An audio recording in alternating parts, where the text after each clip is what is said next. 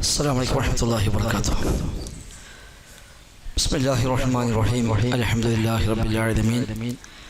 اللهم صل على محمد وعلى آل محمد كما صليت على إبراهيم وعلى آل إبراهيم إنك حميد مجيد.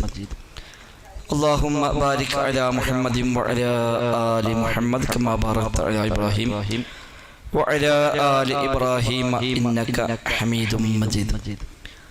أما بعد فإن خير الكلام كلام الله وخير السنن سنن محمد صلى الله عليه وسلم وشر الأمور محدثاتها وكل محدثة بدعة وكل بدعة ضلالة وكل ضلالة في النار.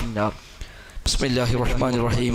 يا أيها الذين آمنوا اتقوا الله حق تقاته ولا تموتن إلا وأنتم مسلمون. ബഹുമാന്യരായ സഹോദരികളെ, റഹ്മാനായ റബ്ബ് സുബ്ഹാനഹു വ തആലയുടെ നിയമ നിർദ്ദേശങ്ങൾ കഴിവിന്റെ പരമാവധി ജീവിതത്തിൽ പാലിക്കാൻ ശ്രമിച്ചുകൊണ്ട് തഖ്വയോടെ ജീവിക്കണേ എന്ന് പ്രത്യേകമായി ഓർമ്മപ്പെടുത്തുകയാണ്. റബ്ബ് സുബ്ഹാനഹു വ തആല നമുക്കെല്ലാം അതിന് തൗഫീഖ് പ്രദാനം ചെയ്യുമാറാവട്ടെ. റസൂലുള്ളാഹി സ്വല്ലല്ലാഹു അലൈഹി വസല്ലമ ഒരിക്കൽ സ്വഹാബത്തിനോട് ചോദിക്കുന്ന ഒരു ചോദ്യം കാണാം. അതദറൂന മനിൽ മുഫ്ലിസ് എന്നാണ്. അതദറൂന നിങ്ങൾക്കറിയുമോ മനിൽ മുഫ്ലിസ്, ആരാണ് മുഫ്ലിസ് എന്ന് നിങ്ങൾക്കറിയുമോ? അഥവാ പാപ്പരായവൻ, അതാണ് മുഫ്ലിസ്.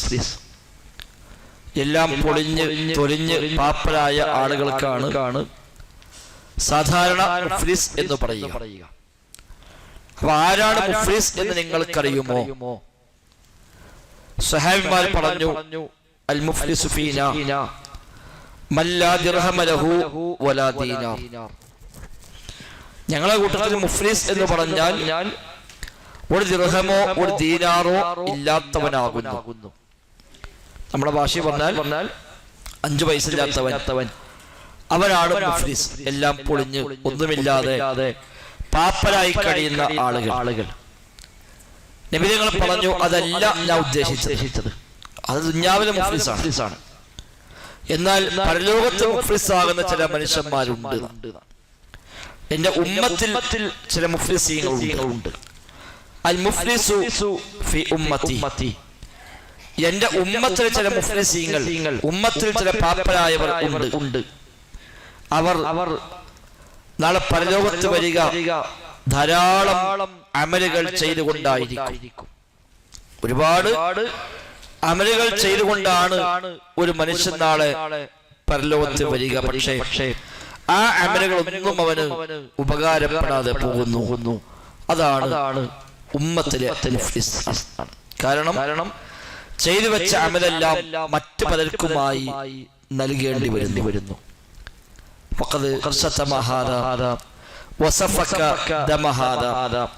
അവൻ ചിലരുടെയൊക്കെ ചീത്ത പറഞ്ഞിട്ടുണ്ട്, ചിലരൊക്കെ ഗീബത്ത് പറഞ്ഞിട്ടുണ്ട്, അവനെ പറ്റി കുറ്റങ്ങളും കുറവുകളും ഒക്കെ പറഞ്ഞ് പ്രചരിപ്പിച്ചിട്ടുണ്ട്. ചില ആളുകളെ അവൻ ശാരീരികമായി ഉപദ്രവിച്ചിട്ടുണ്ട്. ഇങ്ങനെയൊക്കെയുള്ള പല കാര്യങ്ങൾ ചെയ്യുക വഴി അവന്റെ എല്ലാ അമലും നഷ്ടപ്പെട്ടു പോകുന്ന ഇന്നൽ മുഫ്ലിസ മിൻ ഉമ്മത്തി യഅതി യൗമൽ ഖിയാമത്തി ബിസ്വലാത്തിൻ വസിയാമിൻ വസകാത്തിൻ. അവൻ വരുന്നത് നിസ്കാരവും നോമ്പും സകാത്തും എല്ലാം കൊണ്ടാണ് അവൻ നാളെ പരലോകത്ത് വരിക. പക്ഷേ ഇതൊക്കെ ഇങ്ങനെ ഓരോരുത്തർ അവനോട് പ്രതികാരം ആവശ്യമുള്ള ആളുകൾ വേറെ ഉണ്ട്. അവൻ ചിലരൊക്കെ ചീത്ത പറഞ്ഞിരിക്കുന്നു. അതേപോലെ പലരെയും കുറിച്ച് ആരോപണങ്ങൾ അവൻ പറഞ്ഞിട്ടുണ്ട്. ചിലരുടെ സ്വത്തൊക്കെ അവൻ ന്യായമല്ലാതെ ഭക്ഷിച്ചു പോയിട്ടുണ്ട്. ചിലരൊക്കെ രക്തം ചൊരിഞ്ഞിട്ടുണ്ട്, ചിലരൊക്കെ അവൻ അടിച്ചിട്ടുണ്ട്, അഥവാ ശാരീരികമായി ഉപദ്രവിച്ചിട്ടുണ്ട്. ഇങ്ങനെ ഒരുപാട് കാര്യങ്ങൾ അവൻ ചെയ്തിട്ടുണ്ട്. അങ്ങനെ ഫയുഅത ഹാദാ മിൻ ഹസനാതിഹി വഹാദാ മിൻ ഹസനാതിഹി, അങ്ങനെ ഇവനും അവനുമൊക്കെ ഇയാളുടെ അമലിൽ നിന്ന് അങ്ങനെ കൊടുത്തുകൊണ്ടേയിരിക്കുന്നു. അന്ന് ആരും പൊരുത്തപ്പെടൂല. പൊരുത്തപ്പെടാൻ പറഞ്ഞാൽ പൊരുത്തപ്പെടൂല. പ്രായച്ചിത്തമായി വല്ലതും കൊടുത്തൊഴിവാക്കി വല്ല പൈസയും കൊടുക്കുവാൻ അന്ന് പണമില്ല. അന്ന് ആകെ നൽകാനുള്ളത് അമലുകൾ മാത്രമേ ഉള്ളൂ. നല്ലതും ചീത്തയുമായ അമലുകൾ മാത്രമാണ് അവനാകെ കൈവശമുള്ളത്. അപ്പൊ അതിൽ ഇവന്റെ നന്മകളൊക്കെ അങ്ങനെ ഓരോരുത്തർ കൊടുക്കും. കാരണം ഓൻ ചെയ്തതിന് തുല്യമായി അവൻ പൊരുത്തപ്പെടാൻ പര്യാപ്തമായ നിലയ്ക്ക് ഇവരെ നിസ്കാരം, ഇവരെ നോമ്പ്, ഇവരെ സക്കാത്ത്, ഇവരെ ദിക്റൊക്കെ ഇങ്ങനെ കൊടുത്തുകൊണ്ടിരിക്കുന്നു. അതെ, കൊടുത്ത് ഫൈൻ ഫനിയത് ഹസനാതുഹു ഖബ്ല അൻ യുഖ്ദാ മാ അലൈഹി, ഇവന്റെ മേലുള്ള കേസുകൾ തീരും മുമ്പ് അവന്റെ നന്മകളൊക്കെ തീർന്നു പോയാൽ ആ ആളുകളുടെ തിന്മകളെടുത്ത് ഇങ്ങോട്ട്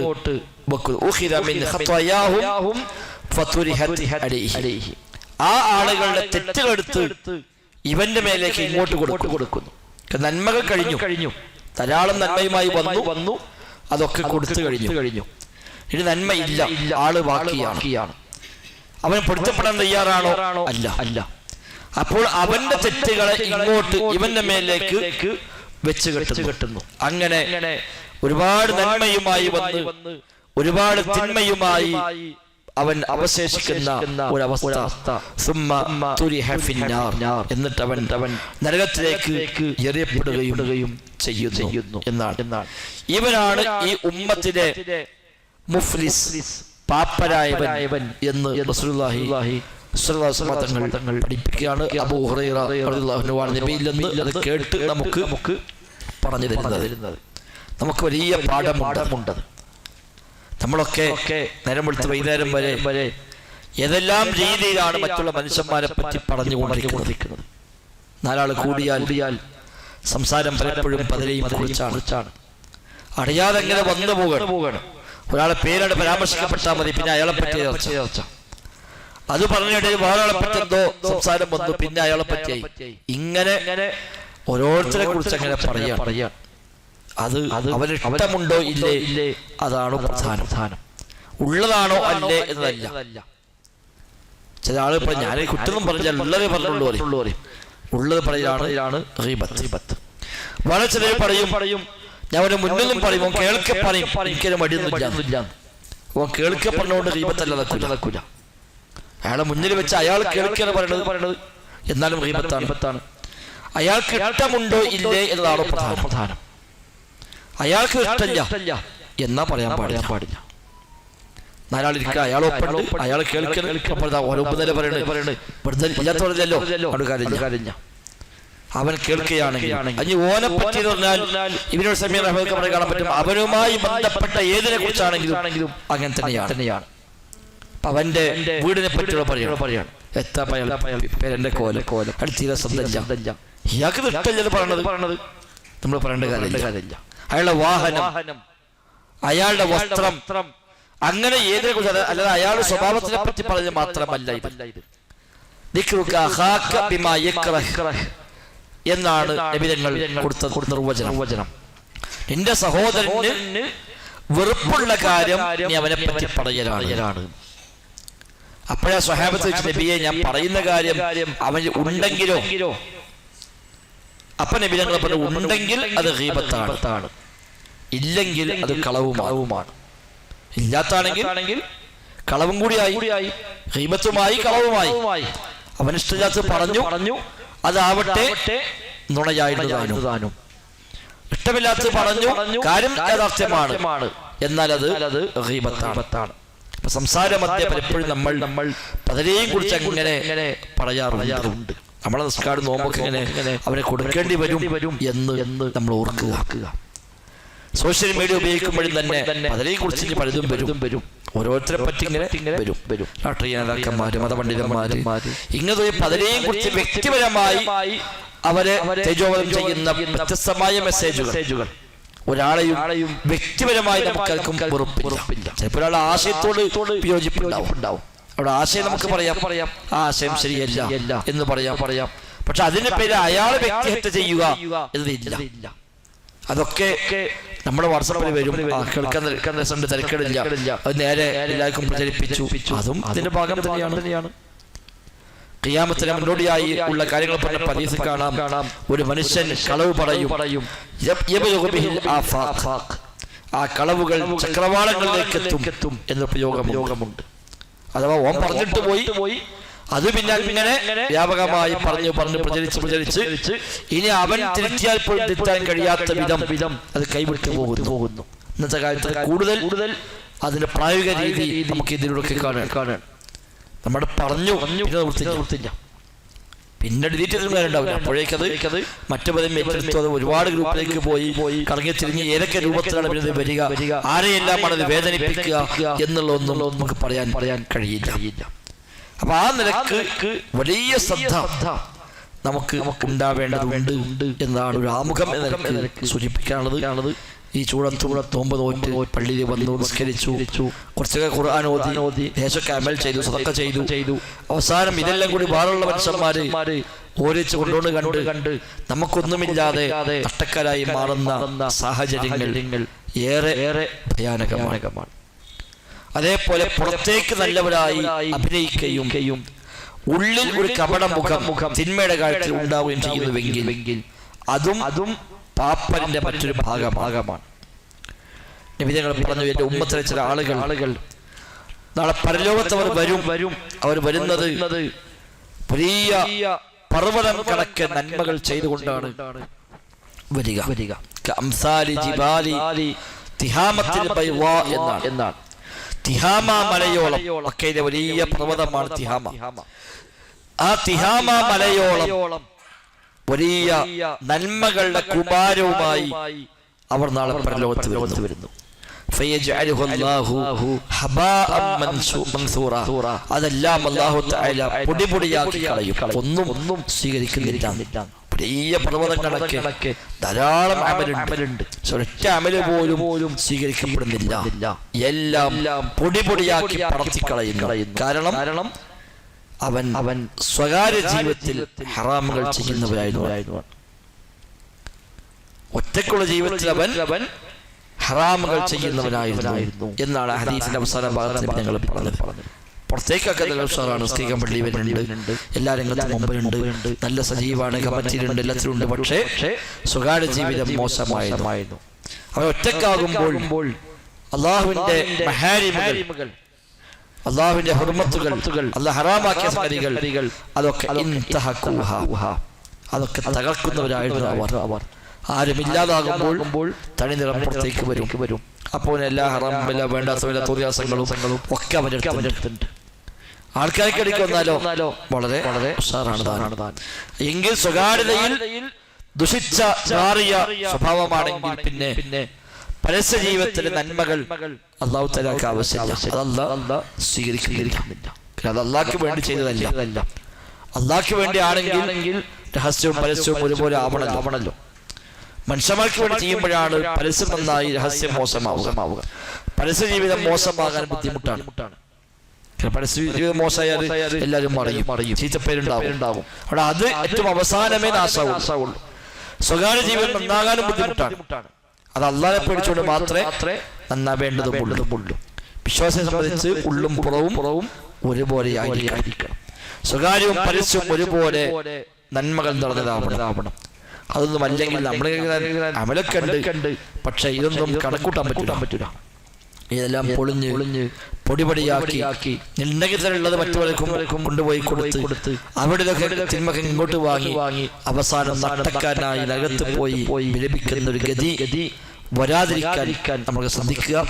അല്ലാഹു തആല നമ്മയെല്ലാം അത്തരം പ്രയാസകരമായ അവസ്ഥയിൽ നിന്ന് കാത്ത് രക്ഷിക്കുമാറാവട്ടെ. ആമീൻ എന്ന് പ്രാർത്ഥിക്കുന്നു. അനിവാര്യമായി അറിയേണ്ട വലുതുമുണ്ടെങ്കിൽ ചോദിക്കാം. കഴിഞ്ഞ ക്ലാസ്സിൽ പറഞ്ഞ ആമുഖങ്ങളൊക്കെ മനസ്സിൽ വേണം. അതൊക്കെ വെച്ചുകൊണ്ട് ചോദിക്കുക. അറിയുന്ന ബോധ്യമുള്ള കാര്യങ്ങൾ മാത്രം ഇൻഷാ അല്ലാഹ് പറയാൻ ശ്രമിക്കാം. അല്ലാഹു തആല എല്ലാത്തരം ദീന് ശരിയാവണ്ണം ഉൾക്കൊണ്ട് അതുപ്രകാരം ജീവിതത്തെ ക്രമീകരിക്കാൻ നമുക്കെല്ലാം തൗഫീഖ് പ്രദാനം ചെയ്യുമാറാവട്ടെ. ആമീൻ.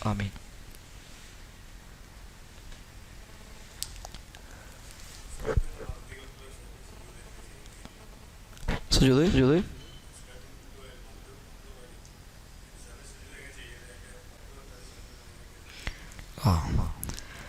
നിസ്കാരത്തിലുള്ള സഹുവിന്റെ സുജൂദ് ഇവിടെ സംഗതികൾ മറന്നാൽ അതിന് പ്രായശ്ചിത്തമായി നിശ്ചയിക്കപ്പെട്ട സുജൂദാണ് സഹുവിന്റെ സുജൂദ്. സഹുവിന്റെ സുജൂദ് 2-3 രൂപത്തിൽ ഉണ്ട്. എന്ത് നഷ്ടപ്പെട്ടാലും സുജൂദ് ചെയ്താൽ മതി എന്നില്ല. ഫർളായ കാര്യമാണ് മറന്നത് എങ്കിൽ ആ ഫർള് വീണ്ടെടുക്കുക തന്നെ വേണം. സുജൂദ് പോരാ, സുജൂദും വേണം. ആ ഫർള് വീണ്ടെടുക്കുക. ഒരാൾ ഒരു സുജൂദ് മറന്നു നിസ്കാരത്തിൽ കോഴി കഴിഞ്ഞ് സുജൂദിക്ക് പോയി രണ്ടാമത്തെ സുജൂദ് മറന്ന് നേരെ അവൻ എഴുന്നേറ്റു. ഒരു ഫർളാണ് അവിടെ നഷ്ടമായത്. ഒരു ഫർള്, 2 ഫർള് ഇരുത്തും പോയി, രണ്ടാമത്തെ സുജൂദും പോയി എങ്കിൽ അവസാന സുജൂദ് ചെയ്താൽ പോരാ. ഫർള് പോയാൽ ആ റക്അത്ത് പോകും. അതുകൊണ്ട് ഒന്നാമത്തെ സുജൂദ് കഴിഞ്ഞ് എണീക്കുമ്പോൾ ഓർമ്മയായി എങ്കിൽ നേരെ തിരിച്ചു പോയി ആ സുജൂദ് അവന് ചെയ്യാം. അതല്ല വന്ന് രണ്ടാമത്തെ റക്അത്തിൽ ഫാത്തിഹയൊക്കെ ഓതി അത് കുറച്ച് കഴിഞ്ഞിട്ടാണ് ഓർമ്മയായത് എങ്കിൽ പിന്നെ മടങ്ങിപ്പോക്കില്ല. ഒരു ഫർളിലേക്ക് വന്നു കഴിഞ്ഞാൽ പിന്നെ മടങ്ങിപ്പോലില്ല എങ്കിൽ അവൻ ആ റക്അത്ത് പരിഗണിക്കാതെ പോകണം. ഒറ്റ സുജൂദ് ചെയ്ത അതിൽ റുക്കൂഅ് ചെയ്ത ഇഴ്തിദാൽ ചെയ്യാതെ പോയ ഒക്കെയുള്ള ഒരു റക്അത്ത് ഉണ്ടെങ്കിൽ ആ റക്അത്ത് കണക്കാക്കുകയില്ല. ഇപ്പൊ ഫാത്തിഹ ഓതാൻ മറന്നു ഒറ്റ നിസ്കരിക്കുമ്പോൾ അല്ലെങ്കിൽ ഇമാമായി നിൽക്കുമ്പോൾ ഫാത്തിഹ ഓതിയില്ല, ആ റക്അത്ത് പരിഗണിക്കാൻ പറ്റില്ല. ഒറ്റ നിസ്കരിക്കാൻ വന്നിട്ട് കെട്ടി ഫജ്റത്തൊക്കെ ഓതി പിന്നെ നേരെ സൂറത്തുകൾ ഓതി ഫാത്തിഹ വിട്ടുപോയി എങ്കിൽ ആ റക്അത്ത് സ്വീകാര്യമല്ല. ലാ സ്വലാത്ത ലിമൻ ലം യഖ്റഅ ബിഫാത്തിഹത്തിൽ കിതാബ്. നബി തങ്ങൾ പറഞ്ഞു ഫാത്തിഹ ഓതാത്തവന് നിസ്കാരമില്ല. അപ്പൊ അത്തരം ഘട്ടത്തിലൊക്കെ ആ റക്അത്ത് ഇല്ലാത്ത പോലെ കണക്കാക്കുക. അപ്പോൾ റക്അത്ത് നിസ്കരിക്കണം. നിസ്കാരത്തിൽ 4 റക്അത്ത് നിസ്കാരമാണ്. രണ്ടാമത്തെ റക്അത്തിൽ ഒരു സുജൂദ് ചെയ്തിട്ടില്ല എന്ന് ഓർമ്മയായി എങ്കിൽ ആ റക്അത്ത് ഉണ്ടായിട്ടില്ല എന്ന് കണക്കാക്കുക. നാലാമത്തെ റക്അത്ത് കഴിഞ്ഞ് ഒരു റക്അത്ത് കൂടി നിസ്കരിക്കുക. 5-മത്തല്ല, യഥാർത്ഥത്തിൽ 4-മത്തതാണ്. ഒന്ന് സ്വീകരിക്കപ്പെട്ടിട്ടില്ല. നിസ്കാരം സലാം വീട്ടിയ ഉടനെയാണ് ഓർമ്മയായത് അല്ലെങ്കിൽ പറയുന്ന ഓർമ്മയാക്കിയത്. സലാം വീട്ടിയപ്പോൾ ബാക്കിൽ പറഞ്ഞു സുജൂദ് ചെയ്തിട്ടില്ലല്ലോ, അവിടെ സേവനം സുജൂദ് ചെയ്താൽ പോരാ. ഒരു റക്അത്തും കൂടി ഉടനെ നിസ്കരിക്കണം. നിസ്കാരം കഴിഞ്ഞ ഉടനെയാണ്, അധികം ഒന്നും സമയം വൈകിട്ടില്ല. നിസ്കാരം കഴിഞ്ഞ് ജസ്റ്റ് ഒരു അര മിനിറ്റ് 1 മിനിറ്റ് ഒക്കെ ആകുമ്പോഴാണ് ഇങ്ങനെ പറഞ്ഞു ഓർമ്മയായി എങ്കിൽ ഒരു റക്അത്തും കൂടി നിസ്കരിക്കണം. നിസ്കാരം കഴിഞ്ഞ് പരീക്ഷ ഓർമ്മയായത് കഴിഞ്ഞു അല്ലെങ്കിൽ നിസ്കരിച്ചു കുറെ കഴിഞ്ഞിട്ട് 1-2 മണിക്കൂർ കഴിഞ്ഞിട്ടൊക്കെ പിന്നെ ഓർമ്മയായി സുജൂദ് ഇങ്ങനെ ചെയ്യാൻ പറ്റണല്ലോ. എന്നാൽ നിസ്കാരം തന്നെ മടക്കി നിസ്കരിക്കുകയാണ് വേണ്ടത്. അപ്പൊ ഏതായാലും ഫർള് നഷ്ടപ്പെട്ടതാണെങ്കിൽ ആ ഫർളിനെ വീണ്ടെടുക്കണം. മറന്നതിനെ സുജൂദ് ചെയ്യുകയും വേണം. ഇനി ഫർള് അല്ലെങ്കിൽ ശക്തമായ സുന്നത്തുകൾ ഉണ്ടാവും. ആയത്തെ തഹിയ്യാത്ത് പോലെയുള്ള സുന്നത്തുകൾ അവിടെയാണെങ്കിൽ സുജൂദ് മാത്രം മതി, അത് വീണ്ടെടുക്കൽ ഇല്ല. സുന്നത്തുകൾ പോയാലും അവിടെ വീണ്ടെടുക്കൽ ഏതായിരുന്നാലും ഇല്ല. ഏതായിരുന്നാലും സുജൂദ് കൊണ്ട് പരിഹരിക്കാൻ പറ്റിയത് മാത്രമേ സുജൂദ് കൊണ്ട് പരിഹരിക്കുള്ളൂ. അതെല്ലാം ഫർളായ കാര്യമാണെങ്കിൽ ആ ഫർള് വീണ്ടെടുക്കുകയും എന്നിട്ട് മറന്നതിന് സുജൂദ് വേറെ ചെയ്യുകയുമാണ് വേണ്ടത്. സഹ്വിന്റെ സുജൂദിൽ പ്രത്യേകമായി പ്രാർത്ഥിക്കണമെന്ന് പറഞ്ഞു വന്ന പ്രാർത്ഥനകൾ ഹദീസുകളൊക്കെ അതിന്റെ സ്വീകാര്യതയിൽ പലപ്പോഴും വിമർശനങ്ങൾ ചൂണ്ടിക്കാണിക്കപ്പെട്ടവയാണ്. ദുർബലമായ ഹദീസാണ് അധികവും ആവശ്യത്തിൽ വന്നത്. സുബ്ഹാനല്ലാ യനാമു ലാ യസ്ഹു എന്ന ദിക്ർ ചില ഹദീസിൽ വന്നിട്ടുണ്ട്. ഉറങ്ങുകയോ മറക്കുകയോ ചെയ്യാത്ത അല്ലാഹു തആല അത്ര പരിശുദ്ധനാകുന്നു. പക്ഷേ ആ ഹദീസ് അത്ര 100% സ്വീകാര്യോഗ്യമായ ഒരു ഹദീസ് അല്ല.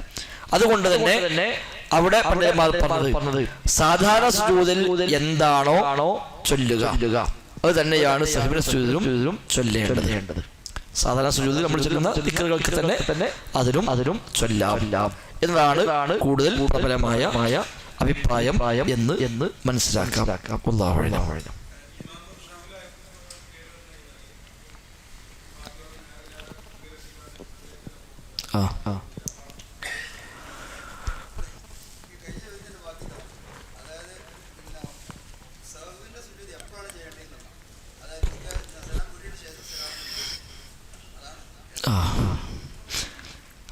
ശരി.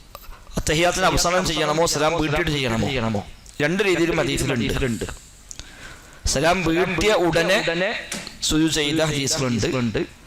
സലാം വീട്ടിന് മുമ്പ് തഹിയ്യാത്തെല്ലാം ചൊല്ലിക്കഴിഞ്ഞ് സലാമിന് മുമ്പായി ചെയ്തതുമുണ്ട്. ചില പണ്ഡിതന്മാർ അതിൽ ചില വ്യത്യാസങ്ങൾ പറഞ്ഞത് വല്ലതും അധികമായി ചെയ്താൽ സലാം വീട്ടിന് ശേഷം, വല്ലതും കുറഞ്ഞു പോയാൽ സലാമിന് മുമ്പ് എന്നൊക്കെയുള്ള വ്യത്യാസങ്ങൾ ചൂണ്ടിക്കാണിച്ചവരും ഉണ്ട്. അവിടെ രണ്ട് രീതിയിൽ സുജൂദ് ചെയ്താലും ശരിയാണ്.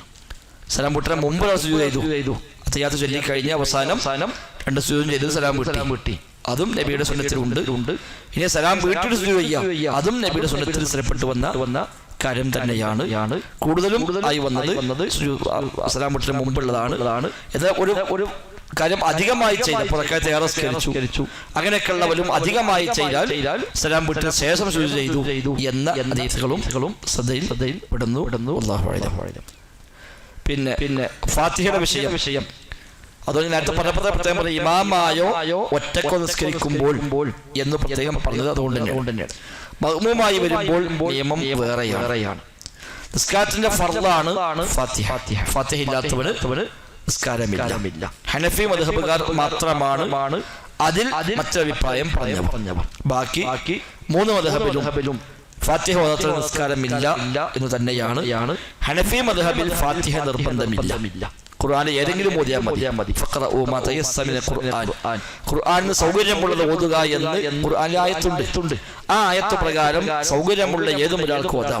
ഫാത്തിഹ ഓതും വേണം. പക്ഷെ നിർബന്ധമില്ല. ഫാത്തിഹ ഓതിയില്ലെങ്കിൽ നിസ്കാരം ബാത്തിലാവുന്നില്ല. അതുകൊണ്ട് ഈ പാകിസ്ഥാനിൽ കാണാം ഒരു ഭയങ്കര സ്പീഡ് കെട്ടി അപ്പൊ തന്നെ കാണാം റുക്കൂഴിക്കാണ് പോണ്. നമ്മൾ പറയുന്നത് ഫാത്തിഹ കൂടി ഓതുന്നില്ല, അവർക്ക് ഫാത്തിഹ നിർബന്ധമില്ല. അപ്പോ കെട്ടി റുക്കൂഴിക്കാണ് പോയി നിസ്കാരം ശരിയാണ്. ഖുർആനിന് സൗകര്യപ്പെട്ടത് ഓതുക എന്നാണ് ആ ആയത്തിൽ ഉള്ളത്. എന്നിരുന്നാലും നബി തങ്ങൾ പറഞ്ഞ ഹദീസ് വ്യക്തമായി വന്നു, ലാ സ്വലാത്ത ലിമൻ ലം യഖറ ബിഫാത്തിഹത്തിൽ കിതാബ്. ഫാത്തിഹ ഓതാത്തവന് നിസ്കാരമില്ല എന്ന് നബി തങ്ങൾ പറഞ്ഞ ഹദീസ് സ്വഹീഹായി വന്നു. അപ്പോൾ അതാണ് അടിസ്ഥാന നിയമം. നിസ്കാരത്തിൽ ഫാത്തിഹ ഓതണം. കരുതിക്കൂട്ടിയുള്ള ഫാത്തിഹ ഓതാതെ പോയാൽ ആ റക്അത്ത് പരിഗണിക്കുകയില്ല. എന്നാൽ മഅ്മൂമായി വരുമ്പോൾ അയാൾക്ക് അതിൽ വേറെ ചില ഇളവുകൾ ഉണ്ട്. പൊതു നിയമം ഫാത്തിഹ ഓതണം, മഅ്മൂമും ഓതണം. എന്നാൽ മഅ്മൂമിന് ചില ഇളവുകൾ ഈ വിഷയത്തിലുണ്ട്. അതിൽപ്പെട്ടതാണ് ഫാത്തിഹയുടെ കാര്യം. മറ്റൊരു ഹദീസിൽ കാണാം, മൻ അദ്റക റുകൂഅ ഫഖദ് അദ്റക റക്അഅ.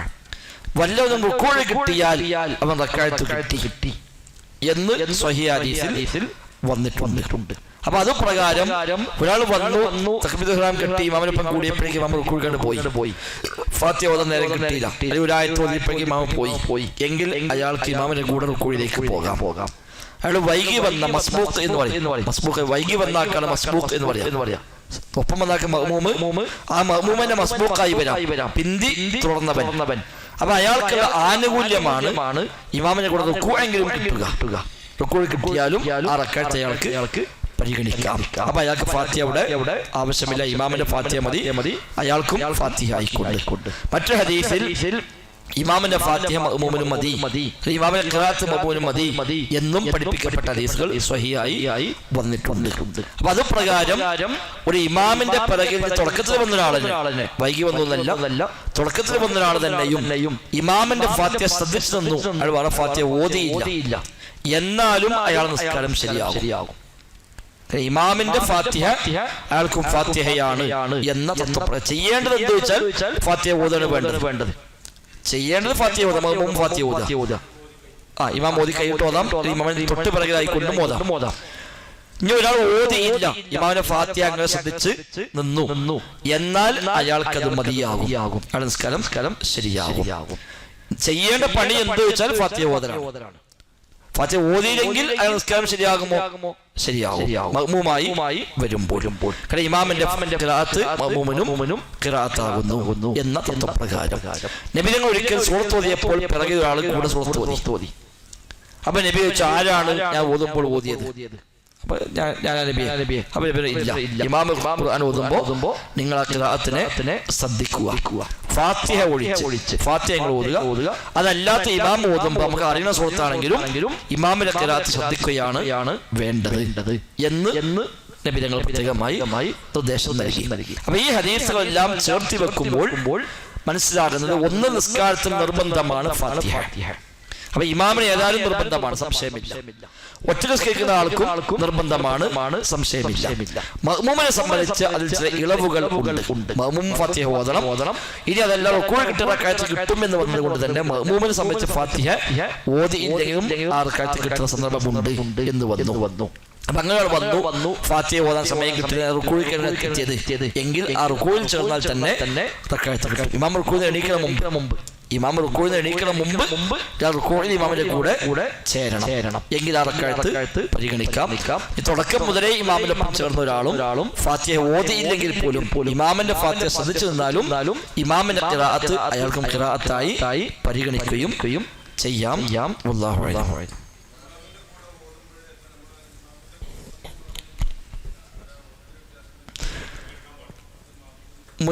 ഇമാമിനെ മുൻകടക്കാൻ പാടില്ല എന്ന് പറഞ്ഞത് പ്രവൃത്തികളിലാണ്, പ്രവൃത്തിപരമായ കാര്യങ്ങളിലാണ് മുൻകടക്കാൻ പാടില്ല എന്ന് പറഞ്ഞത്.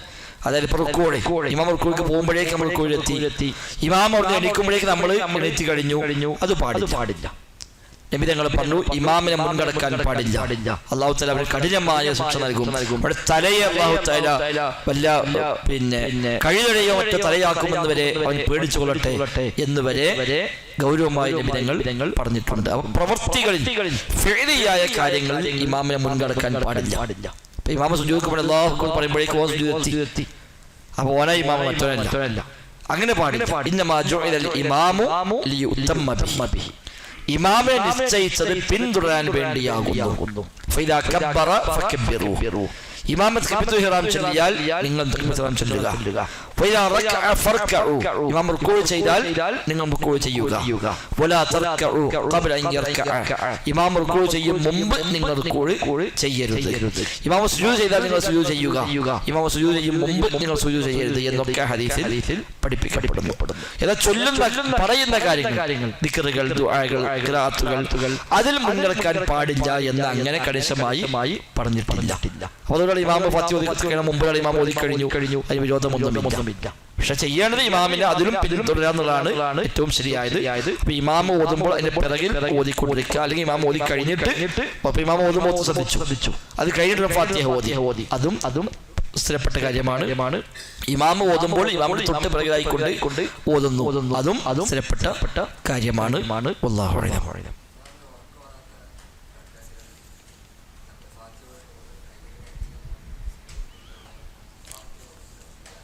അല്ല ഇമാം റുക്കൂഇലേക്ക് പോയാൽ ഇമാമിന്റെ കൂടെ പോവുകയാണ് വേണ്ടത്. നമ്മളെ ഫാത്തിഹ കഴിഞ്ഞിട്ടില്ല, ഇമാം റുക്കൂഇലേക്ക് പോയി നമ്മൾ ഇമാമിന്റെ കൂടെ പോവുക തന്നെയാണ് വേണ്ടത്. ഈ പറഞ്ഞ ഹദീസ് ഇമാമിനെ നിശ്ചയിച്ചത് പിന്തുടരാൻ വേണ്ടിയാണ്. നമ്മൾ നേരത്തെ പറഞ്ഞല്ലോ ഫാത്തിഹ ഇമാമിന്റെ ഫാത്തിഹ തന്നെ മഅ്മൂമും ഫാത്തിഹ പരിഗണിക്കും എന്ന് പറഞ്ഞ പൊതുവായ തത്വപ്രകാരവും അത് മതിയാവും.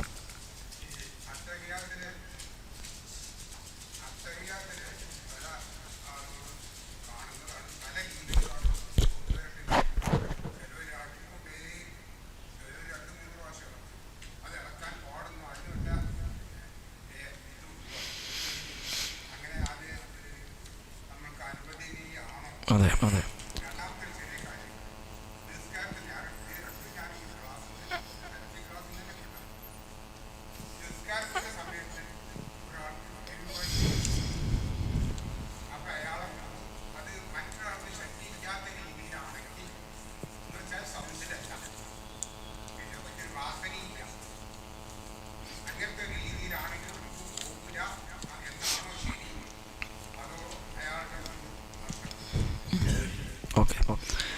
രണ്ട് കാര്യമാണ്.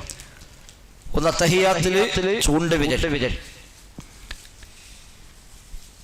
ചൂണ്ടുക എന്നത് ഏതായാലും തർക്കമില്ലാത്ത കാര്യമാണ്. അത് അനക്കുക എന്ന വിഷയത്തിൽ നബിതങ്ങളിൽ നിന്ന് ഒരു ഹദീസ് ആ വിഷയത്തിൽ വന്നിട്ടുണ്ട്.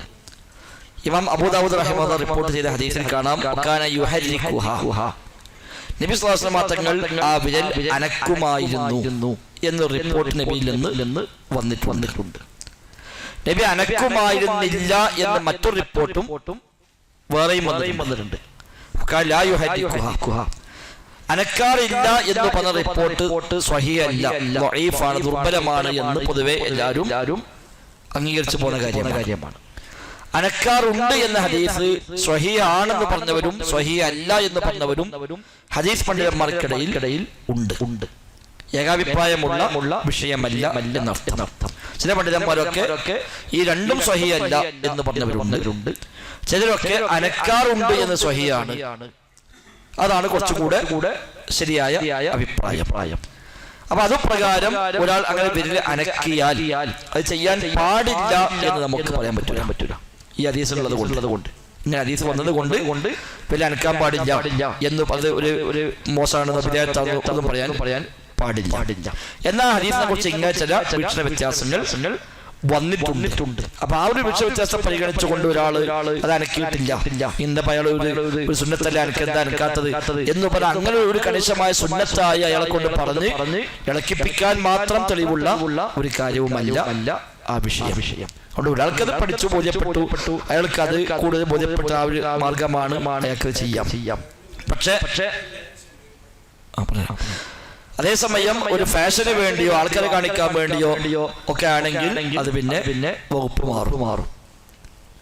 അയാൾക്ക് ഹദീസും അല്ല ഒന്നും അറിയില്ല, എല്ലാവരും ആൾക്കാരെ അയാളും ഇളക്കി, അത് മറ്റാൾക്ക് അങ്ങനെ ഞാനും അങ്ങനെ എന്ന് പറഞ്ഞ അങ്ങനെ ആകുമ്പോൾ നെയ്യത്തന്നെ അവിടെ മാറി.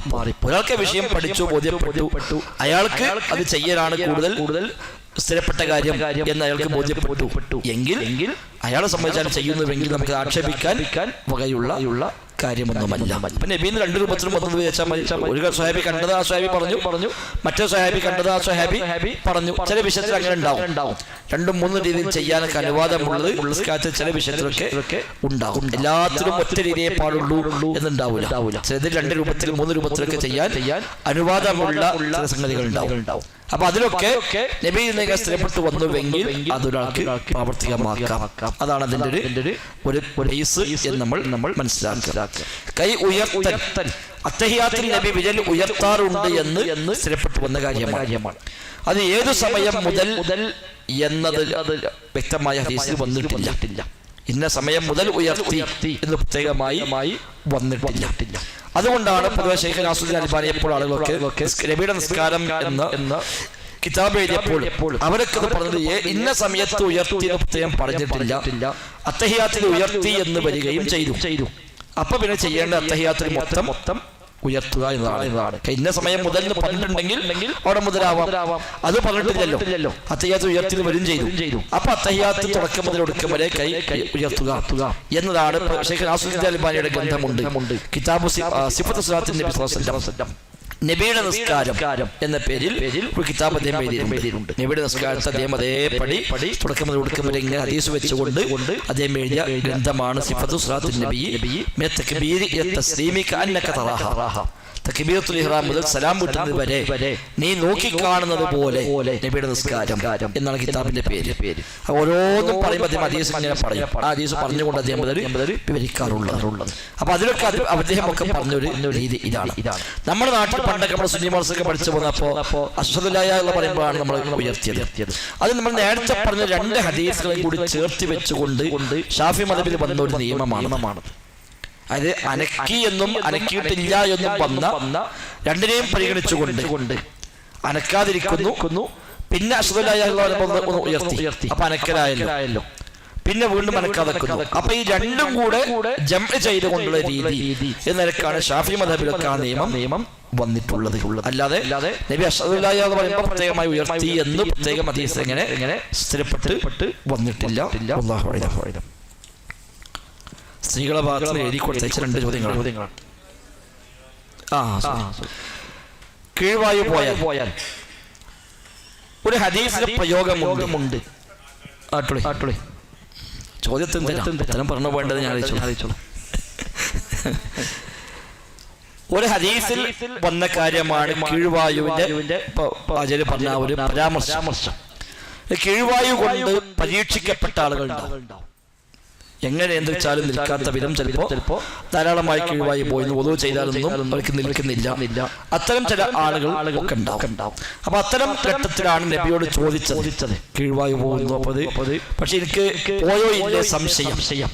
കിഴിവായി പോയോ ഇല്ലേന്ന് സംശയമുണ്ട്, ഞാൻ എന്ത് ചെയ്യും എന്ന് ചോദിച്ചപ്പോഴാണ് നബി തങ്ങൾ പറഞ്ഞത്, ശബ്ദം കേൾക്കുകയോ സ്മെല്ല് വരികയോ ചെയ്യുന്നത് വരെ നീ പരിഗണിക്കേണ്ടതില്ല എന്ന് പറഞ്ഞത് ആ ഒരു വിഷയത്തിലാണ്. കിഴിവായി പോയാലും ഒന്നും മുറിയാന്നല്ല, കിഴിവായി പോയി ഉറപ്പുണ്ടോ ഒന്നും മുറി. പക്ഷെ സംശയം കിഴിവായി പോയില്ലേ. അപ്പൊ ആ സംശയത്തിന്റെ പേര് മാത്രം അവൻ നിസ്കാരത്തിന് ഒഴിഞ്ഞു പോകേണ്ട കാര്യമില്ല. അപ്പൊ പോയോ ഇല്ലെന്ന് ഉറപ്പിക്കാനുള്ള രണ്ട് മാർഗ്ഗമാണ്. ഒന്നുകിൽ സ്മെല്ലുണ്ടാകും, അല്ലെങ്കിൽ വാസന ഉണ്ടാകും. അതാണ് നബി പറഞ്ഞത്, ശബ്ദം കേൾക്കുന്നത് വരെ അല്ലെങ്കിൽ വാസന ഉണ്ടാകുന്നത് വരെ നീ പരിഗണിക്കേണ്ടതില്ല. അത് ഈ വസ്വാസം പറഞ്ഞാണ്. ഇങ്ങനെ പോയ സംശയം ഉണ്ടാക്കി വരിക, പിന്നെ നിസ്കരിക്കാതെ പിന്നെ വേണേ വസ്വാസ്. അപ്പൊ അത് വേണ്ട, ഒരു കാര്യം കണ്ട അങ്ങനെ തോന്നൽ നീ കാര്യമാക്കേണ്ടതില്ല. നിനക്ക് കിഴിവായി പോയി എന്ന് ഉറപ്പായാൽ ഒതുമുറി കണക്കാക്കിയാൽ മതി. അതാണ് അതിന്റെ ആശയം. അത് വെച്ചുകൊണ്ട് കിഴിവായി പോയാലും സ്മെല്ലില്ലെങ്കിൽ ഒതുമുറിയില്ല എന്നില്ല. കിഴിവായി പോയി ഉറപ്പാണ്, സ്മെല്ലില്ല, വാസനയില്ല, സൗണ്ടും ഇല്ല, എന്നാ പിന്നെ പ്രശ്നമില്ല എന്ന അർത്ഥമില്ല. അതാണ്. ഇനിയിപ്പോ അതിലും പരീക്ഷിക്കപ്പെട്ട ആളുകൾ ഉണ്ടാവും. മൂത്രവാർച്ച പോലെ ഷെയ്ഖ് ഇബ്നു ബാസിനോടൊക്കെ ചോദ്യങ്ങൾ കാണാം. അപ്പൊ മൂത്രവാർച്ച ഇങ്ങനെ നിരന്തരമായി മൂത്രം പോകുന്നു, ഉദു ചെയ്താലും പിന്നെ മൂത്രം പോകും. അങ്ങനെ എന്ന പോലെ കിഴിവായി കൊണ്ട് പരീക്ഷിക്കപ്പെട്ട ഒരാള് എങ്ങനെ ഉദു ചെയ്ത് വന്നാലും അയാൾ പറഞ്ഞ് നിൽക്കുമ്പോഴേക്ക് പിന്നെയും പോവുകയാണ്, അയാൾ കൂടി കഴിയുന്നില്ല. അവിടെ ഇബ്നു ബാസൊക്കെ പറഞ്ഞു ഇത് കാര്യം കണ്ട നിവൃത്തിയില്ല. അയാള് ഉദു ചെയ്യുന്നത് എത്രയും വേഗം പോയി. അയാൾക്ക് അപ്പോൾ മൂത്രവാർച്ചക്കാരന്റെ ഹുക്കുമാണ് എന്ന് വിധി കൊടുത്തത് കാണാൻ കഴിയും. അല്ലാതെ കിഴിവായി പോയ ഉദു മുറിയില്ല എന്ന് ഒരിക്കലും ഇതിൽ നിന്ന് ആരും അങ്ങനെ മനസ്സിലാക്കി പറഞ്ഞിട്ടില്ല.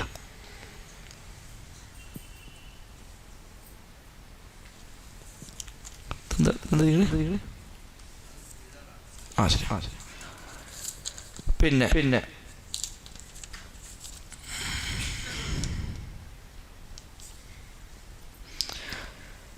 സക്കാത്തിന്റെ പൈസയിൽ നിന്ന് പാവപ്പെട്ടവർക്ക് ഡ്രസ്സും വീടും ഉണ്ടാക്കി കൊടുക്കാൻ പറ്റുമോ എന്നാണ്.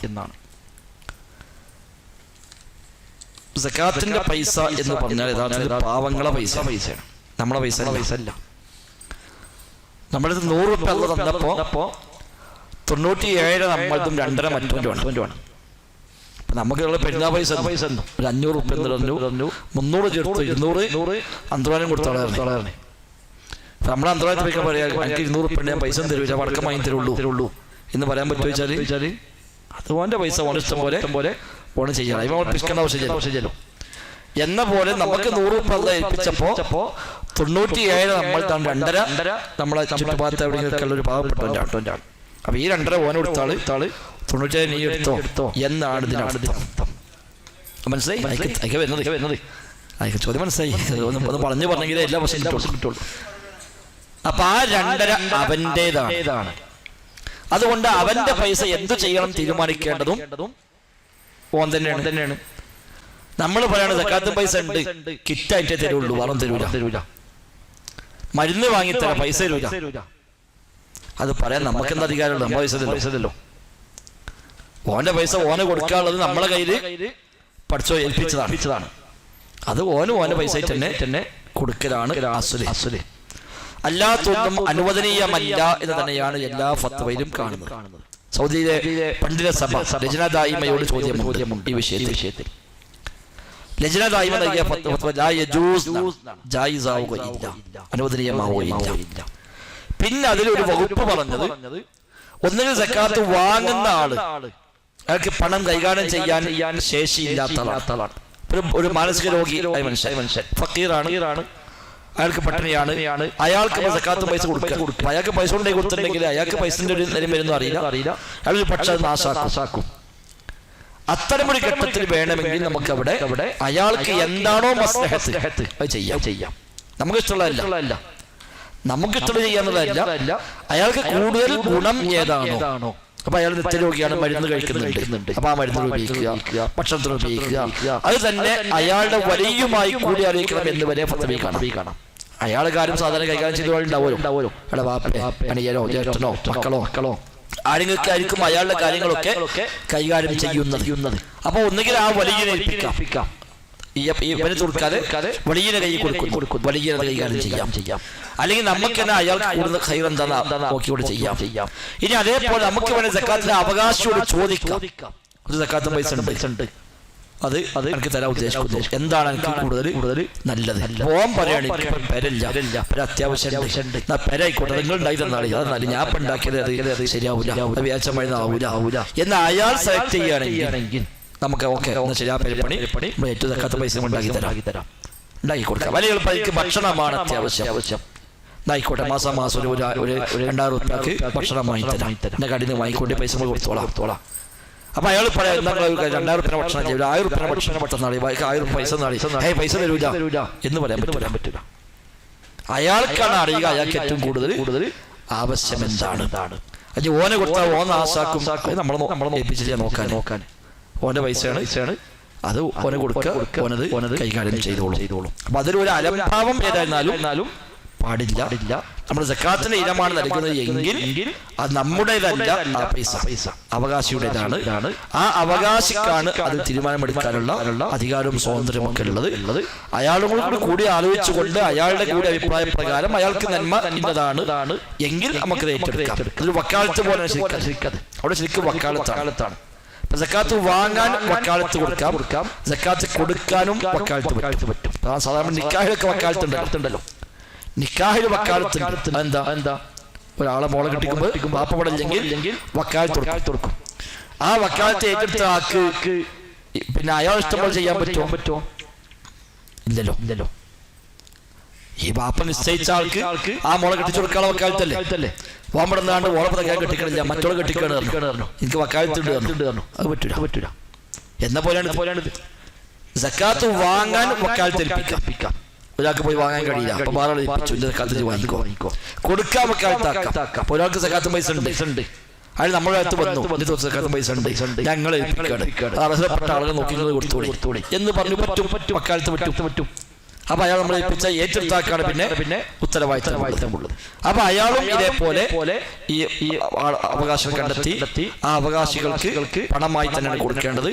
അവിടെയും ഇതേപോലെ മസ്ലഹത്ത് കൂടുതൽ അതാണ് എന്ന് അയാളുമായി കൂടി ആലോചിച്ച് ചർച്ച ചെയ്തിട്ട് ആണെങ്കിൽ കൊടുക്കാം. അല്ലാതെ ഇത് അയാൾ പിന്നെ ഭക്ഷണത്തിന് കൊടുക്കാനേ പറഞ്ഞിട്ടുള്ളൂ, പൈസ തരാൻ പറ്റില്ല എന്ന് പറയാൻ സക്കാത്തിൽ നമുക്ക് അവകാശമില്ല. സ്വതക്ക എങ്ങനെയും കൊടുക്കും, സ്വതക്ക നമുക്ക് തീരുമാനിക്കാം. ഞാൻ സ്വതക്കയാണ്, അതുകൊണ്ട് പരിപ്പടിക്കേ തരുള്ളൂ, മരുന്നിനെ തരുള്ളൂ, ഭക്ഷണത്തിനെ തരുള്ളൂ എന്ന് സ്വതക്ക ചെയ്യുമ്പോൾ നമ്മൾ തീരുമാനിക്കാം. അത് നമ്മുടെ ഔദാര്യമാണ്. സക്കാത്ത് അവന്റെ അവകാശമാണ്, നമ്മുടെ ഔദാര്യമല്ല. അതൊരു ഇബാദത്താണ്, അത് അവന്റെ അവകാശം കൂടിയാണ്. അത് കൈകാര്യം ചെയ്യുന്നിടത്ത് സൂക്ഷ്മത നമുക്ക് ആവശ്യമുണ്ട് എന്ന് മാത്രം. അത്തരം വളരെ ഒറ്റപ്പെട്ട ചില ഫത്വകൾ മാത്രം, ഈജിപ്തിൽ നിന്നൊക്കെ ചില ഫത്വയിലൊക്കെ അങ്ങനെ കൊടുക്കാം എന്ന് പറഞ്ഞു. അവിടെ പോലും ഒരുപാട് നിബന്ധന വെച്ചിട്ടാണ് പറഞ്ഞത്. ഈജിപ്തിൽ നിന്നൊക്കെയുള്ള ഫത്വ ബോർഡിന്റെ ചില ഫത്വയിലൊക്കെ ജായിസാണ് ഇങ്ങനെ ഭക്ഷണമായി കൊടുക്കുക എന്ന് പറഞ്ഞിട്ടുണ്ട്. അവിടെ പോലും നിരുപാധികം എല്ലാവർക്കും എങ്ങനെ എപ്പോഴും ഭക്ഷണം കൊടുക്കുക എന്നുള്ളതല്ല പറഞ്ഞത്. അവിടെ കൂടുതൽ കൈകൾ അതാണ് ബോധ്യപ്പെട്ടു. അതിലത്തെ വഴി പോയാൽ അതൊരു പക്ഷേ ഉപകാരപ്പെടാതെ പോകും എന്നൊക്കെ ഉണ്ടെങ്കിൽ അത് കൊടുക്കാം എന്നേ ആ നൽകിയ ഫത്വകളിൽ പോലും അവരും പറഞ്ഞിട്ടുള്ളൂ, അല്ലാതെ പറഞ്ഞിട്ടില്ല. അത് സാധാരണ കൊടുക്കാം. മറ്റു ഭക്ഷ്യവസ്തുക്കൾ, തേങ്ങയുടെ സക്കാത്ത്, അരിയുടെ സക്കാത്ത്, ഇങ്ങനെയൊക്കെയുള്ള പോലെ കൃഷി വസ്തുക്കളുടെ സക്കാത്ത്, അതാ വസ്തുവായി കൊടുക്കാം. കാരണം തേങ്ങയാണ് ഓരോ സക്കാത്ത് കൊടുക്കുന്നത്, അത് തേങ്ങ കൊടുത്താൽ മതി. തേങ്ങ വെച്ച് മറ്റോ സ്വീകരിക്കുകയും ചെയ്യാം. തേങ്ങയുടെ സക്കാത്താണെങ്കിൽ.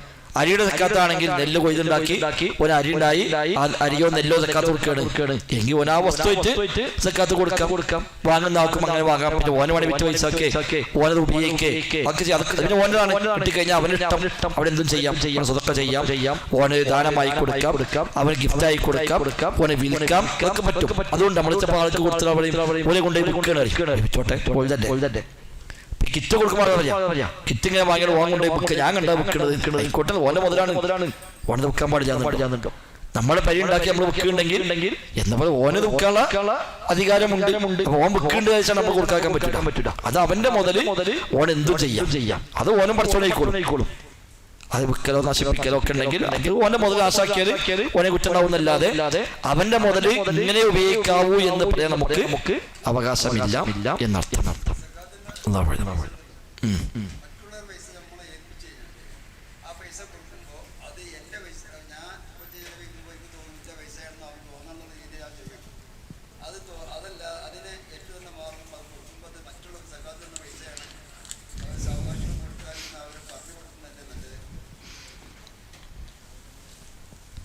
ഒരാളുടെ സക്കാത്ത് വിതരണം ചെയ്യാൻ നമ്മളെ ഏൽപ്പിച്ചു, നമ്മൾ വിതരണം ചെയ്യുന്നു.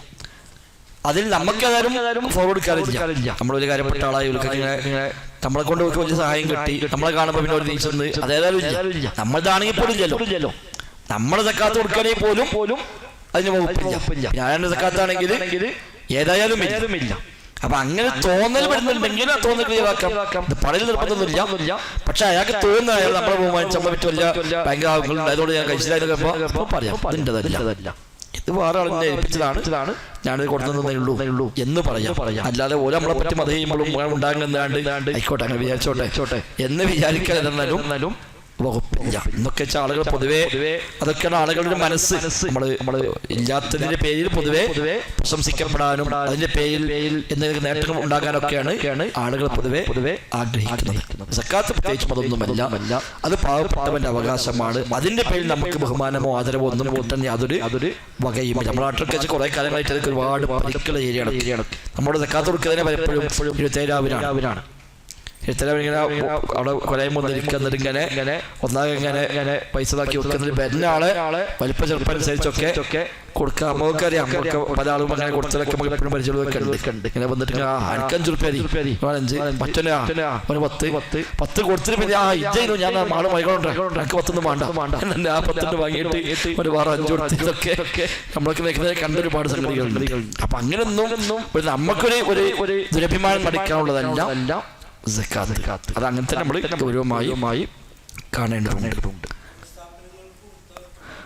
മതസ്ഥാപനങ്ങൾക്ക് മതസ്ഥാപനം എന്ന നിലക്ക് സക്കാത്തില്ല. ഒരു മതസ്ഥാപനമാണ് അവിടെ സക്കാത്ത് കൊടുക്കുക എന്നില്ല. അതേസമയം മതസ്ഥാപനങ്ങളിൽ സക്കാത്തിന് വകയുള്ളത് ഒന്നുകിൽ ഫഖീർ മിസ്കീനായ കുട്ടികൾ മാത്രം പഠിക്കുന്നു എങ്കിൽ ആ കുട്ടിയുടെ മൊത്തം ഉത്തരവാദിത്വം ഓരോ ഏറ്റെടുത്തതാണ്. അപ്പൊ ആ കുട്ടിയുടെ വലിയ സ്ഥാനത്ത് അവർ നിൽക്കുന്നു. ആ കുട്ടി താമസം, ഭക്ഷണം, പഠനം ഒക്കെ അവർ ഏറ്റെടുത്തു. ഇവിടെ സംരക്ഷണം അവർ ഏറ്റെടുത്തു. അപ്പൊ അതിനുവേണ്ടി ചെലവഴിക്കുന്ന തുക സക്കാത്തിന് ചെലവഴിക്കാം. നമ്മൾ ജാമ്യ സക്കാത്ത് വാങ്ങലുണ്ട്, എന്നാൽ വ്യാപകമായി വാങ്ങലുമില്ല. ജാമ്യത എല്ലാ കുട്ടികളും ഫഖീർ മിസ്കീനൊന്നുമല്ല. അവിടെ നല്ല പൈസക്കാരായ ആൾക്കാരുടെ മക്കളുണ്ട്, സക്കാത്തിന് അർഹത ഇല്ലാത്തൊരു മക്കളുണ്ട്, സക്കാത്ത് അർഹതയുള്ള കുട്ടികളും പല ടൈപ്പാണ്. പക്ഷെ അവിടെ മുഴുവൻ കുട്ടികളുടെയും പൂർണ്ണമായ ഉത്തരവാദിത്തം ജാമ്യ ഏറ്റെടുത്താണ്. താമസം, ഭക്ഷണം, പഠനം കംപ്ലീറ്റ് ജാമ്യ ഏറ്റെടുത്തു. ഓർക്ക് ഞാൻ ഇതൊന്നും അറിയേണ്ടതില്ല. അവിടെ ഞങ്ങളൊക്കെ ചെയ്ത് സക്കാത്താണ്, സക്കാത്ത് പ്രത്യേകം പറഞ്ഞു വാങ്ങി അത് സക്കാത്തിന്റെ അക്കൗണ്ട് വേറെ തന്നെ അക്കൗണ്ടിൽ പോകും. നമ്മുടെ മൊത്തം അക്കൗണ്ടിലേക്ക് സക്കാത്ത് മിക്സ് ആവില്ല. എന്നിട്ട് നമ്മുടെ കുട്ടികളിൽ സ്വന്തം നിലക്ക് സക്കാത്ത് അർഹതയുള്ള കുട്ടികളുടെ ഒരു അനുപാതം ഇപ്പൊ ഏതാണ്ട് ഒരു 50% 60% ഒക്കെ അങ്ങനത്തെ കുട്ടികളാണ് ജാമ്യയിലൊക്കെ ഉള്ളത്. അപ്പൊ കുറച്ചുകൂടി സൂക്ഷ്മതയ്ക്ക് 40% വരെ നമ്മൾ കണക്കൂട്ടും. ഞാൻ അപ്പുറമുള്ളത് വേണ്ട. അങ്ങനെ ആ 40% കുട്ടികൾക്കുള്ള ഭക്ഷണം അതിന് വരുന്ന അനുപാതം നോക്കും. നമുക്കൊരു മാസം 10 ലക്ഷം 11 ലക്ഷം 12 ലക്ഷം ഒക്കെ ഭക്ഷണത്തിന് വേണ്ടി ചെലവഴിക്കുന്നുണ്ട് 2 ക്യാമ്പസിലും കൂടെ. അപ്പൊ അതിന്റെ 40%, അപ്പൊ ഒരു 4-5 ലക്ഷം റുപ്യ വരെ സക്കാത്ത് ഫണ്ടിൽ നിന്ന് അനുപാതികമായി എടുക്കും. തിന്നുമ്പോൾ എല്ലാവരും തിന്നും, കാരണം ഒരിക്കൽ മാത്രം വേറെ വെക്കാൻ പറ്റുന്നില്ല. 2 ചോറ് വെച്ചാണ് സക്കാത്ത് അവകാശപ്പെടുത്തുന്നോളി, മറ്റൊരാൾ പോയി തിന്നോളി എന്ന് പറയാൻ നമുക്ക് പറ്റുന്നില്ല. അപ്പൊ ആ ചെലവിന്റെ 40% വരെ സക്കാത്ത് നിന്ന് വിനിയോഗിക്കും. അപ്പൊ ഒരു വർഷം ഏതാണ്ട് 1 കോടി രൂപയ്ക്ക് മുകളിൽ ഭക്ഷണം ചെലവഴിക്കുമ്പോൾ ഒരു 45-50 ലക്ഷം റുപ്യ അത് സക്കാത്തിൽ നിന്ന് അതിലേക്ക് വകയിരുത്താൻ പറ്റും. എന്നാൽ ജാമ്യന്റെ കണക്ക്. അപ്പൊ അതിലേറെ സക്കാത്ത് വന്നാൽ ചിലപ്പോൾ നമ്മൾ പറയും ഇപ്പൊ കൊല്ലം സക്കാത്ത് വാങ്ങാൻ കഴിയില്ല. സക്കാത്തിന്റെ ഏതാണ്ട് നമുക്ക് തോത് പൂർത്തിയായിട്ടുണ്ട്. അല്ലെങ്കിൽ അങ്ങനെ വരികയാണെങ്കിൽ അതൊന്ന് വേറെ തന്നെ വെച്ച് നമ്മുടെ വിദ്യാർത്ഥികളിലോ അധ്യാപകരിലോ ഒക്കെ സക്കാത്തിന് അർഹതയുള്ള ആളുകളുണ്ടെങ്കിൽ അവർക്ക് മറ്റു പല സപ്പോർട്ടും ആവശ്യം വരുമ്പോൾ അതിലേക്ക് വിനിയോഗിക്കും. ഒരു അസുഖം വന്നു, ഒരു സ്റ്റാഫിന് ഒരു അസുഖം വന്നു, അയാൾ സക്കാത്ത് അർഹനാണ്. അപ്പൊ അയാൾ നമ്മൾ ചോദിക്കും സക്കാത്തിന് ഫണ്ട് ഉണ്ട്, അർഹത ഉണ്ടോ, സ്വകാര്യമായി ചോദിക്കും. അപ്പൊ അയാൾ പറയുന്ന അർഹതയില്ല. ഓക്കെ, എന്നാ വേണ്ട, അർഹത ഉണ്ട് എന്ന് അയാൾ സാക്ഷ്യപ്പെടുത്തുകയാണെങ്കിൽ നമ്മളെ നൽകും. ഒരു കുട്ടിക്ക് വീട്ടിൽ ഒരു വീട് പൊളിഞ്ഞാടി, അല്ലെങ്കിൽ വീട്ടിൽ മാക്കമാർക്ക് പ്രയാസങ്ങൾ വന്നു, അങ്ങനെയൊക്കെ ആയിട്ട് ഇവരാണെങ്കിൽ ഇവിടെ പഠിക്കുകയാണ്, ഒരു ജോലിക്ക് പോകാൻ പ്രായമായോ ജോലിക്ക് പോകണില്ല. അപ്പൊ നമ്മൾ ചോദിക്കും സക്കാത്ത് അർഹതയുള്ള കുടുംബമാണോ? അപ്പൊ ആണെന്ന് പറഞ്ഞാൽ ശരി, സക്കാത്ത് ഫണ്ടിൽ നിന്ന് നമ്മൾ സഹായം എന്ന് നൽകലുണ്ട്. അതാണ് ജാമിഅ ആ വിഷയം ചെയ്യുന്ന രീതി. അപ്പൊ ഒരു മതസ്ഥാപനമായി എന്നതുകൊണ്ട് മാത്രം ഒരു സക്കാത്ത് എന്നുള്ളത് ഇല്ല. ഇനി ഏറി വന്നാൽ ഇന്നത്തെ സ്ഥാപനത്തിൽ ചില പണ്ഡിതന്മാർക്ക് ഫത്വയിലുള്ളത് അല്ലാഹുവിന്റെ ദീൻ പഠിക്കാൻ വേണ്ടി പരിപൂർണമായും മുഴുകിയിരിക്കുന്ന ആളുകൾ അവർക്ക് വീടൊക്കെ ഉണ്ടെങ്കിലും ആ വീടൊക്കെ തൽക്കാലം ഒഴിവാക്കി അവിടുത്തെ ഭക്ഷണം ഒഴിവാക്കി ഒരു ദീന് പഠിക്കാൻ വേണ്ടി മാത്രം മാറിയിരിക്കുകയാണല്ലോ. ആ നിലക്ക് അല്ലാഹുവിന്റെ മാർഗത്തിൽ മാറിയിരിക്കുന്നവൻ എന്ന വകയിൽ ഉൾപ്പെടുത്താം എന്ന് പറഞ്ഞവരുണ്ട്. പക്ഷെ നമ്മളത് എടുക്കലില്ല. കുറച്ചുകൂടി സൂക്ഷ്മതയ്ക്ക് കുറച്ചുകൂടി സൂക്ഷ്മതയ്ക്ക് ഇതിലേക്കാണ് പിടിക്കാറുള്ളത്. നമുക്ക് ഏറ്റവും അഭികാമ്യമായിട്ടുള്ളത് നമ്മളങ്ങനെ സക്കാത്ത് കുട്ടികൾ ഉണ്ടെങ്കിൽ അവരുടെ ഒരു ചെലവ് കണക്കാക്കി ആ അനുപാതം നമുക്ക് അതിലെടുത്താൽ നമുക്ക് അല്ലാഹുവിന്റെ മുമ്പിൽ ഏതായാലും പ്രയാസപ്പെടില്ല എന്ന് സമാധാനിക്കാം. അല്ലാഹു അത് എവിടെയും ദർസായാലും മദ്രസയിലും ഒക്കെ അതിന് കഴിയാത്ത ഒരാളാണ് ഫക്കീറായ മിസ്കീനായ കുട്ടിയാണ് എങ്കിൽ നമ്മളിപ്പോ ഇവിടെ ദർസുണ്ട്, കാലത്തോട് ദർസുണ്ട്. ഈ ദർശനങ്ങൾ ചെയ്യുന്ന രീതിയിൽ ചില ഒരു മാസം വരെ ചെലവ് എത്ര നോക്കും. ആ ചെലവ് രക്ഷിതാക്കളെ അറിയിക്കും ഇത്ര രൂപ ഈ മാസം ചെലവായിട്ടുണ്ട്. നമ്മളിപ്പോ ഭക്ഷണ സാധനങ്ങൾ വാങ്ങണം, പാചകം ചെയ്യുന്ന ആൾക്ക് ശമ്പളം കൊടുക്കണം, അങ്ങനെയുള്ള ഉസ്താദിന് ശമ്പളം കൊടുക്കണം. ഇതൊക്കെ ഇവിടെ വെച്ചുകൊണ്ട് ഈ മാസം നമ്മുടെ ചെലവ് എത്രയാണ് എന്ന് എല്ലാ മാസവും അവസാനം കണക്കൂട്ടണം. ചെറിയ വ്യത്യാസങ്ങൾ ഉണ്ടാവാം. അപ്പൊ എന്നിട്ട് രക്ഷിതാക്കളെ ഗ്രൂപ്പ് അപ്പൊ ആ ഗ്രൂപ്പിൽ അറിയിക്കും ഈ മാസത്തെ മൊത്തം ചെലവ് ഇത്ര, കുട്ടികളെ എണ്ണം ഇത്ര. അതുകൊണ്ട് ഈ ചെലവിനെ കുട്ടികൾക്ക് എണ്ണം ഡിവൈഡ് ചെയ്യുമ്പോൾ ഒരു കുട്ടിക്ക് ഇത്രയാണ് വരിക എന്ന് അറിയിക്കും. അത് തരാൻ കഴിയുന്ന പാപ്പാരാണെങ്കിൽ തരും. ചിലര് അത്ര തരാൻ കഴിയില്ല, ഒരിക്കലും 1000 200 തരാൻ കഴിയും, അവിടെ അത് തരും. ചിലർക്ക് ഒന്നും തരാൻ കഴിയില്ല, ചിലപ്പോൾ തരൂല. ചിലർക്ക് തരാൻ കഴിയും, തരാതെ കഴിച്ചായി പോവും. ഉണ്ടാവും ആളുകൾ ഇവിടത്തിനെ പറ്റില്ല. അപ്പൊ ഇതാണ് ഇവിടുത്തെ രീതി. അപ്പൊ എങ്ങനെ വന്നാലും നമുക്ക് ആ ചെലവ് മുഴുവനൊന്നും കിട്ടൂല.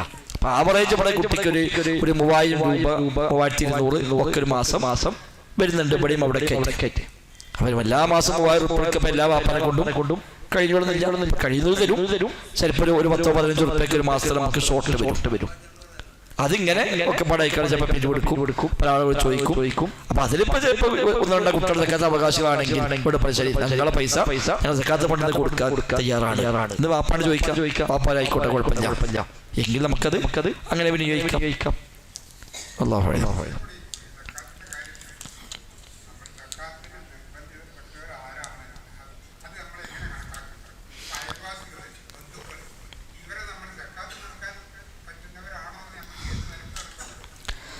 സക്കാത്തിന് അവകാശികൾ 8 വിഭാഗമാണ്. അതിൽ നമ്മുടെ നാട്ടിൽ സാധാരണ പരിഗണിക്കപ്പെടാനുള്ളത് 2 വിഭാഗമാണ്, ഫക്കീർ, മിസ്കീൻ. അതാണ് ഇപ്പോൾ ഇവിടെ നമ്മൾ സാധാരണ സക്കാത്ത് അവകാശികൾ നമ്മൾ കണക്കാക്കി പോകുന്നു. മറ്റതൊക്കെ ചില പ്രത്യേകമായ ഘട്ടത്തിൽ മാത്രം വരുന്നതാണ്.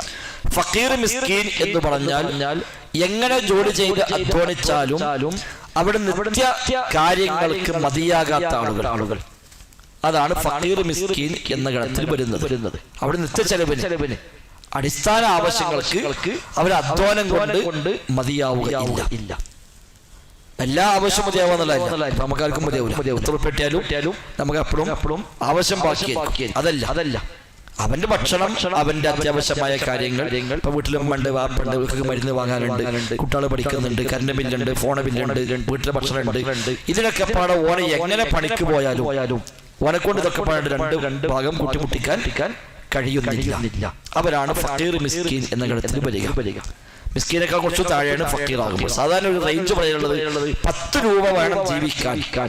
ആ സ്ഥാനത്തോടെ എങ്ങനെ അധ്വാനിച്ചാലും 8 രൂപയെ ഉണ്ടാക്കാൻ കഴിയും. 2 രൂപ എപ്പോഴും ഷോർട്ടിലാണ്. അവരാണ് മിസ്കീൻ എന്ന ഗണത്തിൽ കണക്കാക്കുന്നത്. ശരി, 10 രൂപ ഔഷധം 6 രൂപയുള്ളവരാണ് ഫക്കീർ. 8 രൂപയുള്ള മിസ്കീൻ, 6 രൂപയുള്ളവർ. ചിലപ്പോൾ ഒരു വീടുണ്ടാവും, വലിയ വീടുണ്ടാവും, ചിലപ്പോൾ വാഹനം ഉണ്ടാകും. അതുകൊണ്ട് മാത്രം അയാൾ മിസ്കീൻ ആവൂല എന്നില്ല. ചിലപ്പോൾ പണ്ട് ഗൾഫിലായിരുന്നു, അന്ന് നല്ല വീടൊക്കെ എടുത്തു. പിന്നെ കൊറോണ വന്നാക്കി ഇവിടെ പൊളിഞ്ഞ ആകാതായി പോന്നു. ഇപ്പൊ പട്ടിണി എടുക്കുകയാണ്. ഓരോ വലിയ പേരുണ്ട്, ഓരെങ്ങനെ മിസ്കീനാകുക എന്ന് ചോദിക്കാൻ പറ്റൂല. സൂറത്തുൽ കഹ്ഫിൽ പറഞ്ഞ മിസ്കീന്മാരുണ്ട്.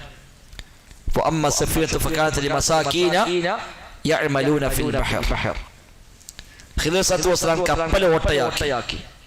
കാരണം ആ കപ്പല് മിസ്കീന്മാരെ കപ്പലായിരുന്നു. ഇപ്പൊ മിസ്കീന്മാരെ കപ്പൽ ഉണ്ടാവുക വെച്ചാല് ഇപ്പൊ കപ്പലിലെ മുതലാളിയാണെങ്കിലും ഒരു മിസ്കീനാണ്, ഒരു മിസ്കീന്മാരാണ്. പക്ഷെ ഓലാണ് കപ്പല്. ചിലപ്പോൾ ആരെങ്കിലും ആള് കപ്പൽ വാങ്ങിക്കൊടുത്തേക്കാൻ ജീവിക്കാൻ വേണ്ടി ഒരു സക്കാത്ത് കമ്മിറ്റിയുടെ കപ്പൽ പാസാക്കി. അന്നത്തെ കാലത്ത് നമ്മൾ ഒരു വണ്ടി കൊടുക്കും. ഒരാൾക്കൊരു വണ്ടി വാങ്ങിക്കൊടുത്തു ജീവിക്കാൻ വേണ്ടി സക്കാത്ത് കമ്മിറ്റി ഒരു വണ്ടി വാങ്ങിക്കൊടുത്തു. അപ്പൊ ആ വണ്ടിന്റെ മുതലാളിയാണ്. ഓനെന്ത് മിസ്കീന് വണ്ടിന്റെ മുതലാളിയല്ലേ ചോദിച്ചാല് ഇല്ല. അല്ലെങ്കിൽ 10 ആൾ കൂടി കാണ്ട് ഒരു നറുക്കം കണ്ട് ഒരു കുരയൊക്കെ വെച്ച് കാണ്ട് സംഘടിപ്പിച്ചിട്ട് പൈസ ഉണ്ടാക്കിയിട്ട് ഒരു വണ്ടി വാങ്ങി. ഒരു ജനകീയ ബസ്. ആ ബസ്സിന്റെ മുതലാളിയാണ് ആ മിസ്കീനല്ല എന്ന് പറയാൻ പറ്റൂല. അങ്ങനെ കാണിക്കാൻ ഒരു പക്ഷേ കപ്പൽ. അപ്പൊ അതുകൊണ്ട് തന്നെ ചില പ്രത്യക്ഷത്തിൽ മിസ്കീനാവണം എന്നില്ല. അതേസമയം അയാൾക്ക് ജീവിതം ഇപ്പോൾ ബുദ്ധിമുട്ടിലാണ് എങ്കിൽ അത് ഫക്കീർ മിസ്കീൻ എന്ന ഗണത്തിൽ ഉൾപ്പെടുന്നു. മറ്റൊന്നുള്ളത് നമ്മുടെ നാട്ടിൽ വരുന്ന മൂന്നാമത്തെ വകുപ്പുള്ളത് കടക്കാർ, കടം കൊണ്ട് കുടുങ്ങിയ ആളുകൾ. ന്യായമായ കടമാകണം.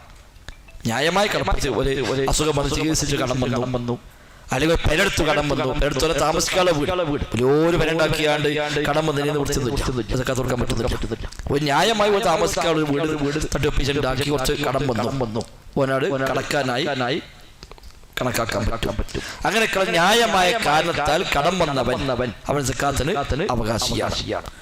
നാലാമത് നമ്മുടെ നാട്ടിൽ വരുന്ന ഒന്ന് മുഅല്ലഫത്തുൽ ഖുലൂബ്, ഇസ്ലാമിലേക്ക് മനസ്സ് ഇണങ്ങിയവൻ. ഒന്നുകിൽ ഇസ്ലാം സ്വീകരിക്കാൻ തയ്യാറായി നിൽക്കുകയാണ്, അപ്പൊ മാറാക്ക് റെഡിയാണ്. പക്ഷെ അവനെങ്ങനെ ബേജാറ് മാറിയപ്പോ എന്താവുക, ബുദ്ധിമുട്ടാവോ, കുടുംബങ്ങളൊക്കെ കൈയൊഴിയും, ആകെ ഇടങ്ങാറാവോ എന്ന് പേടിച്ചു നിൽക്കുകയാണ്. അപ്പൊ ഓരോ സമാധാനം, ബേജാറാകണ്ട, ഇവിടെ സക്കാത്ത് സംവിധാനങ്ങളൊക്കെ കണ്ട് അതൊക്കെ എനിക്ക് സഹായിക്കാൻ തയ്യാറാണ് എന്നൊക്കെ ഓരോ ധൈര്യം കിട്ടാൻ അതൊരു നിമിത്തമാണ്. അല്ലെങ്കിൽ ഇസ്ലാമിലേക്ക് വന്നൊരാള് മതം മാറി ഇസ്ലാമിലേക്ക് വന്നു, അപ്പൊ വന്നിട്ട് അവൻ കൊടുക്കാൻ പാടില്ല. ഇവിടെ ഒന്നാകെ കുടുങ്ങി, ഉള്ള ജോലിയും പോയി, ഉള്ള കുടുംബം പോയി, ആകെ ഇടങ്ങാറായി എന്ന അവസ്ഥ വരാൻ പാടില്ല. അപ്പൊ അവനൊരു പരിഗണിക്കും. ചില പണ്ഡിതന്മാർ അതിൽ മൂന്നാമത് ടീം കൂടി പറഞ്ഞത് ഇസ്ലാമിനെ വലിയ ശല്യമുണ്ടാക്കുന്ന ആളുകൾ. അപ്പോൾ സക്കാത്ത് കൊടുത്ത ചിലപ്പോൾ ശല്യം കുറച്ച് കുറയും. ഓനെ കൊണ്ട് വലിയ ഇടങ്ങാറാണ്. അപ്പൊ ഓന് ദേശം സക്കാത്ത് ഒരു പൈസ കൊടുത്താൽ വാങ്ങി കിട്ടിയാല് പിന്നെ ഓനെ ചിലപ്പോൾ അങ്ങനെ ശല്യം ഉണ്ടാക്കാൻ കഴിയൂല. പോലിക്കനൊക്കെ വാങ്ങി എങ്ങനെ നമ്മൾ ഓരോ ഇടങ്ങാറാക്കുക. ആ ഷെറ് കുറക്കാൻ വേണ്ടി വരെ വേണമെങ്കിൽ ഈ സക്കാത്ത് വിഹിതം ഉപയോഗപ്പെടുത്താം. അപ്പൊ നാലാമത് മുഅല്ലഫത്തുൽ ഖുലൂബ്. പിന്നെ ഒന്ന് അടിമ മോചനമാണ്. നമ്മുടെ നാട്ടിൽ നിന്നില്ല. അടിമകൾ ഉടമയുമായി മോചന കരാർ എഴുതും. അന്നത്തെ കാലത്തൊക്കെ മോചനത്തിന് കരാർ, ഇത്ര കാലം കൊണ്ട് ഇത്ര രൂപ നീ എനിക്ക് കൊണ്ടുവന്ന് ഏൽപ്പിക്കുകയാണെങ്കിൽ ഞാൻ എന്നെ മോചിപ്പിക്കാം എന്ന് കരാർ എഴുതും. ആ കരാർ എഴുതിയാൽ ഈ അടിമക്ക് സ്വതന്ത്രമായി പിന്നെ ജോലി ചെയ്യാൻ പോകാം. ജോലി ചെയ്ത് സമ്പാദിച്ച് കിട്ടുന്ന പൈസ യജമാനെ കൊണ്ടുപോയി അടച്ച് 6 മാസം 8 മാസം 1 കൊല്ലമൊക്കെ കാലാവധി വെക്കും. ആ ഒരു കാലാവധിക്കുള്ളിൽ അദ്ദേഹം ആവശ്യപ്പെട്ട പൈസ കൊണ്ടുപോയി അടച്ചു കഴിഞ്ഞാൽ അയാളെ മോചിപ്പിക്കും. അങ്ങനെ മോചന കരാർ എഴുതിയൊരു അടിമക്ക് സക്കാത്ത് സെല്ലിൽ നിന്ന് പൈസ കൊടുക്കാം. അയാൾ ആ വിഹിതം കൊടുക്കാൻ വേണ്ടി സക്കാത്ത് അയാൾക്ക് സഹായം നൽകി. അപ്പൊ അതുമൊക്കെ അവിടെ കൊണ്ടുപോയി കൊടുത്ത് അയാൾക്ക് ആ സമയം കൊണ്ട് പൂർത്തിയാക്കി അയാൾക്ക് മോചനം കിട്ടി പോരാൻ പറ്റും. അപ്പൊ നമ്മുടെ നാട്ടിൽ ഇന്നത്തെ കാലത്ത് ഇല്ല. നമ്മുടെ നാട്ടിലുള്ള മറ്റൊന്നാണ് വഴിപുത്രൻ, അഥവാ ഒരു അന്യ നാട്ടിൽ നിന്ന് നമ്മുടെ നാട്ടിൽ വന്നൊരാൾ വിട്ടു. അവിടെ നാട്ടിൽ അയാൾക്ക് സ്വത്തും മുതലും വീടും സൗകര്യമൊക്കെ ഉണ്ട്. ഒരു യാത്രാ മധ്യപ്പെടെ വന്നു, അയാളെ പൈസ പോക്കറ്റടിച്ച് പോയി നാട്ടിൽ കത്തുന്ന കൊടുത്തില്ല, ഇവിടുന്ന് കുടുങ്ങിയതാണ്. അതിപ്പോ പൈസക്കാരനായിരിക്കും, പക്ഷെ ഇപ്പൊ അയാള് പ്രയാസത്തിലാണ്. അതാണ് വഴിപുത്രൻ എന്ന് പറയുന്നത്. ഇബ്നു സബീൽ, വഴിയിൽ വന്ന് കുടുങ്ങിയ ഒരാൾ.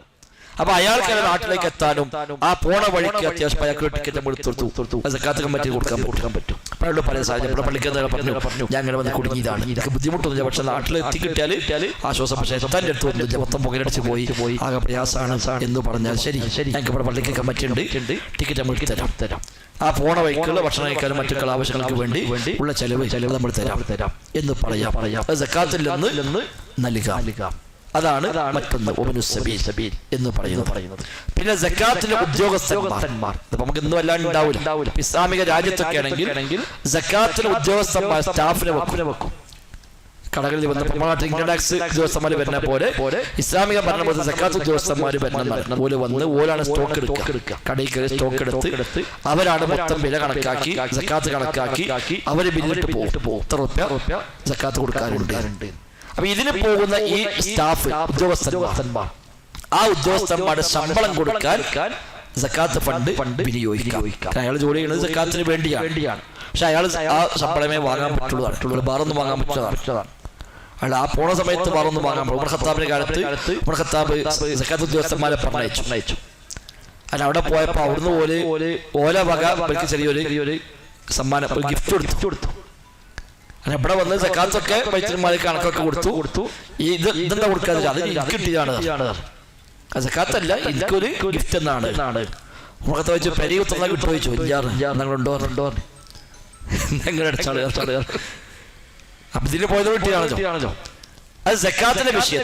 അത് എന്തുകൊണ്ട് വെച്ചാൽ ഗിഫ്റ്റ് കൊടുക്കാൻ പറ്റുമെന്ന് വന്നു കഴിഞ്ഞാൽ സക്കാത്തിന് വല്ല അഡ്ജസ്റ്റ് ചെയ്യും. ഇൻകം ടാക്സ് കണ്ടല്ലോ, കയറി വന്നാൽ ഓൻ ആവശ്യം ആദ്യം കൊടുത്താൽ പിന്നെ വേണ്ട മായിട്ട് എങ്ങനെ വേണ്ടിയത് അത് സക്കാത്തുമ്മ വരും. അപ്പൊ വന്ന് കയറിയേക്ക് നല്ല ഗിഫ്റ്റ് ഒക്കെ കൊടുത്ത് വേണ്ട കീശിലാക്കി കഴിഞ്ഞാൽ ഇനിയിപ്പോ എങ്ങനെ പയാൾക്ക് വലിയ വലിയ കുറച്ചൊക്കെ ഒന്ന് കണ്ണിമ്മി കൊടുക്കാം എന്ന് വിചാരിക്കും. അത് ഉണ്ടാകാൻ പാടില്ല. അപ്പൊ അങ്ങനെ ഗിഫ്റ്റ് വല്ലതും വാങ്ങാൻ പാടില്ല. വാങ്ങി അതും കൂടി ബൈത്തുൽമാലിലേക്ക് അടക്കേണ്ടതാണ്. ഇത് ഉമർ ഖത്താബ് അവിടെ പ്രഖ്യാപിച്ചിരുന്നു.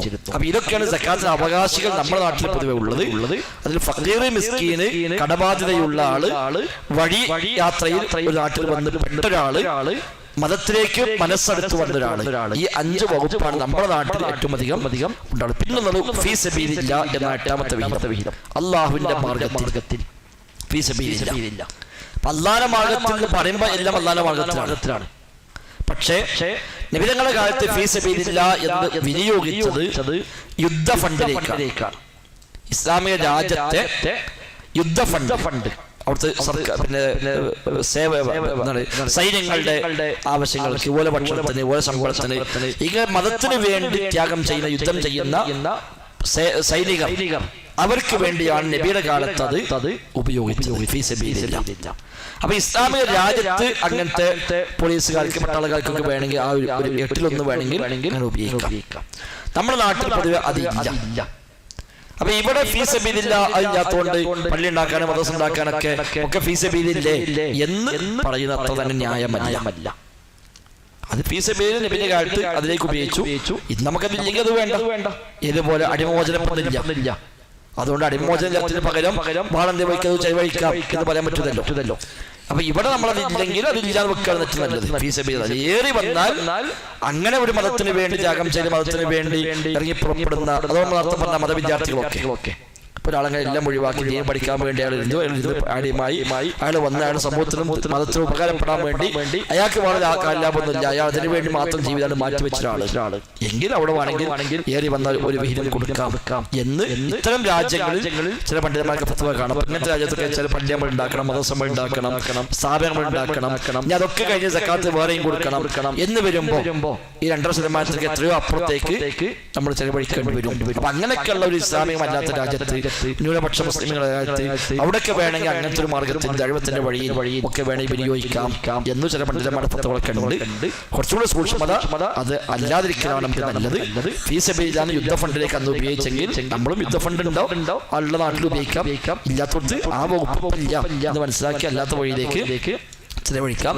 ഇൻ കേസ് അങ്ങനെ നമുക്ക് പൂർണ്ണമായും ബോധ്യമുള്ള ഒരു സാഹചര്യത്തിൽ അങ്ങനത്തെ ഒരു ദൈവത്തുമായി ബന്ധപ്പെട്ട ഒരു വഴിയിൽ നമ്മളത് ഉപയോഗിക്കുന്നുവെങ്കിൽ പോലും ഒരു വിഹിതം മാത്രം കിട്ടുന്നതൊക്കെ പാടെ ഇവിടെ നോട്ടീസ് ഒട്ടിക്കാനും സ്റ്റേജ് ഇട്ടാനും വയലക്കാനും വെച്ചിട്ടുണ്ടെങ്കിൽ ഫീ സബീലാണെന്നുണ്ടെങ്കിൽ അതൊന്നും ഫീ സബീലാണ് കൂട്ടാൻ പറ്റുകയില്ല.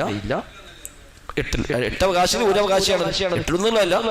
8 അവകാശികൾ ഒന്നതാണ്. ഈ 8 കൂട്ടർക്കും പൈക്കോളന്നില്ല. 8 അവകാശികൾക്കും ഒരേപോലെ കൊടുക്കണം എന്നില്ല. 8 അവകാശികൾ 1 ഫീ സബീലില്ലാ എന്നാണ്. അങ്ങനെ പറയാൻ പറ്റില്ല. ഇപ്പൊ ഫക്കീർ മുഴുവൻ കൊടുത്തു. ഫക്കീർ 8 കൊടുക്കാൻ പറ്റുള്ളൂന്നുണ്ടോ? ഇല്ലല്ലോ. മിസ്കീൻ 8 കൊടുക്കാൻ പറ്റുള്ളൂന്നില്ല. പക്ഷെ അവിടെ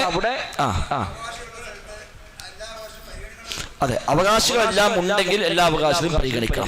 ഇപ്പൊ നാട്ടിൽ ഫക്കീർ മിസ്കീൻ മാത്രമേ ഉള്ളൂ, ബാക്കിയൊന്നുമില്ല. 100% അവർക്ക് കൊടുക്കാം. ഞാൻ നാട്ടിൽ ഫക്കീറന്മാരെ ഇല്ല. ഫക്കീറന്മാരെ ഇല്ലായിരിക്കും. ഫക്കീറുമില്ല, മിസ്കീനുമില്ല, ഒന്നുമില്ല. ഖത്താബിന്റെ കാലത്തുണ്ടായിരുന്നു. സക്കാത്ത് വാങ്ങാൻ ആളില്ലാത്ത അവസ്ഥ. അന്യ നാട്ടിൽ സക്കാത്ത് കൊടുത്തേച്ചു. ആ നാട്ടിൽ സക്കാത്ത് വാങ്ങാൻ ആരുമില്ല. ഖിയാമത്തിനെ മുന്നോട്ട് വരും. സ്വത്ത് വന്നാൽ കുമിഞ്ഞു കൂടിയിട്ട് സ്വതക്ക വാങ്ങാൻ ആളില്ലാത്ത അവസ്ഥ വരും എന്ന് കാണാൻ കഴിയും. അപ്പൊ അങ്ങനെയുള്ള അവകാശക്കാരാണോ അവരെ പരിഗണിക്കുക. ഏതായാലും നമ്മുടെ ദൈവത്തിന്റെ വഴിയിൽ ഒരു വിഹിതം വിനിയോഗിക്കുന്നുവെങ്കിൽ സൂക്ഷ്മത നമ്മൾ പാലിക്കണം. അങ്ങനെയല്ല, 8-ാകാൻ പറ്റുള്ളൂന്നില്ല. വേറെ അവകാശങ്ങളുണ്ട്, ഓരൊന്നും പരിഗണിക്കാതെ എല്ലാം കൂടി കൊടുക്കുകയാണ്, അത് പറ്റൂല. നേരെ മറിച്ച് എല്ലാ അവകാശങ്ങളും പരിഗണിച്ചു, വിരോധമൊന്നുമില്ല. 8-1 ബസ കൊടുക്കാവുന്നില്ല, കൂടാം കുറയാം, അതിനൊന്നും വിരോധമില്ല. പക്ഷെ ന്യായമായ അള്ളാന്റെ മാർഗത്തിലാവണം. നമ്മൾ അവിടെ വലിയൊരു സ്റ്റേജ് കെട്ടി വലിയൊരു ഒരാളെ കൊടുത്ത് പ്രസംഗിപ്പിച്ച് 1 ലക്ഷം രൂപ ചെലവായി ഫീസ് ഇല്ല എന്ന് സക്കാത്ത് കൂടി തള്ളാൻ പറ്റുവെച്ചാല് അത് പറ്റൂല.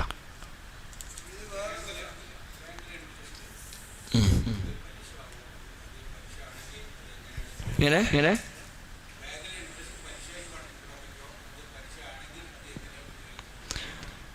ബാങ്കിലെ ഇൻട്രസ്റ്റ് പലിശ എന്നല്ലേ, പിന്നെ പലിശ കണക്കൂട്ടാൻ പറ്റുമോ ആവശ്യമില്ലല്ലോ. ബാങ്ക് പലിശ തന്നെയാണ്, സംശയമൊന്നുമില്ല. ബാങ്ക് പലിശയും അല്ലാത്ത പലിശയും ഒക്കെ പലിശ തന്നെയാണ്. കൊടുത്തതിനേക്കാൾ അധികം വാങ്ങുക, അതാണ് പലിശ. അത് പല നിലയ്ക്ക് പറ്റാം. അധികം വാങ്ങൽ അവധി കിട്ടുമ്പോൾ സംഖ്യ കൂടുതലുണ്ടാവും, അത് പലിശയാണ്. അവധി നീട്ടി കൊടുക്കുക, സംഖ്യ കൂടുക, അത് പലിശയാണ്. അതേപോലെ പറഞ്ഞ സമയത്ത് തരാതെ വെക്കുക, അപ്പൊ അതിന് പിന്നെ അധികമായി ഈടാക്കുക, അത് പലിശയാണ്. അതേപോലെ ക്വാണ്ടിറ്റി വ്യത്യാസം വരുത്തുക, അത് പലിശയാണ്. ഇതൊക്കെ പലിശ വരും. പലിശ നമുക്ക് നിരക്കും ഉപയോഗിക്കാൻ പാടില്ല. പലിശ തിന്നാനും പാടില്ല, തിരിക്കാനും പാടില്ല, എഴുതാനും പാടില്ല, സാക്ഷി നിൽക്കാനും പാടില്ല. എല്ലാം ശപിക്കപ്പെട്ടതാണ്, എല്ലാം ഒരുപോലെയാണ്. വലിയ ഗൗരവമുള്ള കാര്യമാണ് പലിശ. നമുക്കതുമായി നിരക്കും ബന്ധപ്പെടാൻ ഒരു നിരക്കും അനുവാദമില്ല. ഇന്നത്തെ കാലഘട്ടത്തിൽ പലിശ വ്യാപകമാണ്.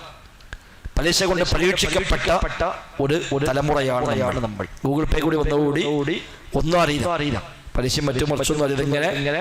ഇതിങ്ങനെ ഒരു മെസ്സേജ് പോകുന്നല്ലാതെ വേറൊന്നും ഉണ്ടാവില്ല. അപ്പൊ അവിടെ സൂക്ഷ്മത നമുക്ക് അനിവാര്യമാണ്. നമ്മുടെ അക്കൗണ്ടിൽ പലിശ വന്നു എങ്കിൽ എന്തു ചെയ്യും? പലിശ വരാത്ത അക്കൗണ്ട് ഉണ്ടെങ്കിൽ അത് തന്നെയാണ് എടുക്കേണ്ടത്. 2-3 ഐറ്റം അക്കൗണ്ട് ഉണ്ടല്ലോ, അത് എല്ലാത്തിലും പലിശ ഒന്നും ഉണ്ടാവില്ല. കറന്റ് അക്കൗണ്ട് ഉണ്ട്, സേവിങ്സ് ഉണ്ട്. സേവിങ്സിലാകുമ്പോൾ പലിശ ഉണ്ടാവും, കറന്റിലാകുമ്പോൾ സാധാരണ പലിശ ഉണ്ടാവില്ല. ഞാൻ പലിശ വേണ്ട എന്ന് പറഞ്ഞ് അവിടെ ഓർഡർ കൊടുത്താൽ ചിലപ്പോൾ പലിശ നമുക്ക് ബാധിക്കാതെ ഇരുന്നേക്കാം. അപ്പൊ പലിശയുമായി നിലക്കും ബന്ധപ്പെടാതിരിക്കാൻ വല്ല വഴിയും ഉണ്ടെങ്കിൽ അത് തന്നെയാണ് നമ്മൾ പ്രൊമോട്ട് ചെയ്യേണ്ടത്. അത് ഓരോരുത്തരും ഇസ്ലാമിനെതിരെ ഉപയോഗിക്കും, അതൊക്കെ വെറുതെ ന്യായം പറയാം. അതിപ്പോൾ നോക്കാൻ നമ്മളെ ഏൽപ്പിച്ചിട്ടില്ല. അതിപ്പോൾ അതൊന്നും ഇല്ലാഞ്ഞാൽ ഓല പണിക്ക് നിർത്തിച്ചാണ്ട് ഒരു പോകുന്നില്ല. അതൊക്കെ നമ്മൾ പിന്നെ ചുളിവിനിങ്ങനെ ഓരോ പറയാണ്. അത് അള്ളാഹ് നോക്കിക്കോളും, അത് നമ്മളെ ഏൽപ്പിച്ചിട്ടൊന്നുമില്ല. ഇത് അങ്ങനെയൊക്കെ ആയിട്ടും നമ്മുടെ അക്കൗണ്ടിൽ പലിശ വരുന്നു. ചിലപ്പോൾ ഒന്നിച്ചൊരു സ്ഥാപനത്തിന്റെ അക്കൗണ്ടാണ്, അല്ലെങ്കിൽ നമ്മുടെ കമ്പനിയാണ്, നമ്മൾ ഒന്നിച്ചുള്ളൊരു സംവിധാനമാണ്, ഇവിടെ പലിശ വരുന്നു എങ്കിൽ ആ പലിശ പ്രത്യേകമായി നമ്മൾ കണക്ക് വെച്ച് അത് നമ്മിലേക്ക് ഏതായാലും വരാതിരിക്കാനുള്ള പണിയെടുക്കണം. നമുക്കത് ഒരിക്കലും ഉപയോഗിക്കാൻ അനുവാദമില്ല. നമുക്കത് വാങ്ങാം, നമ്മൾ ഉപയോഗിക്കാം, നമ്മുടെ ഭക്ഷണമായിട്ട് നമ്മുടെ വീട്ടിലേക്കോ നമുക്ക് ഉണ്ടാക്കാനോ പെരുണ്ടാക്കാനോ അതൊന്നും പറ്റുകയില്ല. പിന്നെ എന്തിനു പറ്റും എന്ന് ചോദിച്ചാൽ നേരെ പറഞ്ഞാൽ ഒന്നിനും പറ്റൂല. അതാണ് അസലാണ്, ഒന്നിനും പറ്റൂല. എല്ലാത്തിനും പറ്റും വിചാരിക്കണ്ട, ഒന്നിനും പറ്റൂല. പിന്നെ പൈസ വലിച്ചെറിയാൻ പറ്റൂലല്ലോ. അപ്പൊ ഈ നോട്ടുമല്ല പലിശ എവിടെയാണ്? നമുക്ക് കിട്ടുന്ന വർധനവിലാണ്. 10 രൂപ കൊടുത്തിട്ട് 11 രൂപ തിരിച്ചു കിട്ടുന്നു, അതാണ് പലിശ. ആ നോട്ടല്ല പലിശ, ആ മൂല്യമാണ് പലിശ.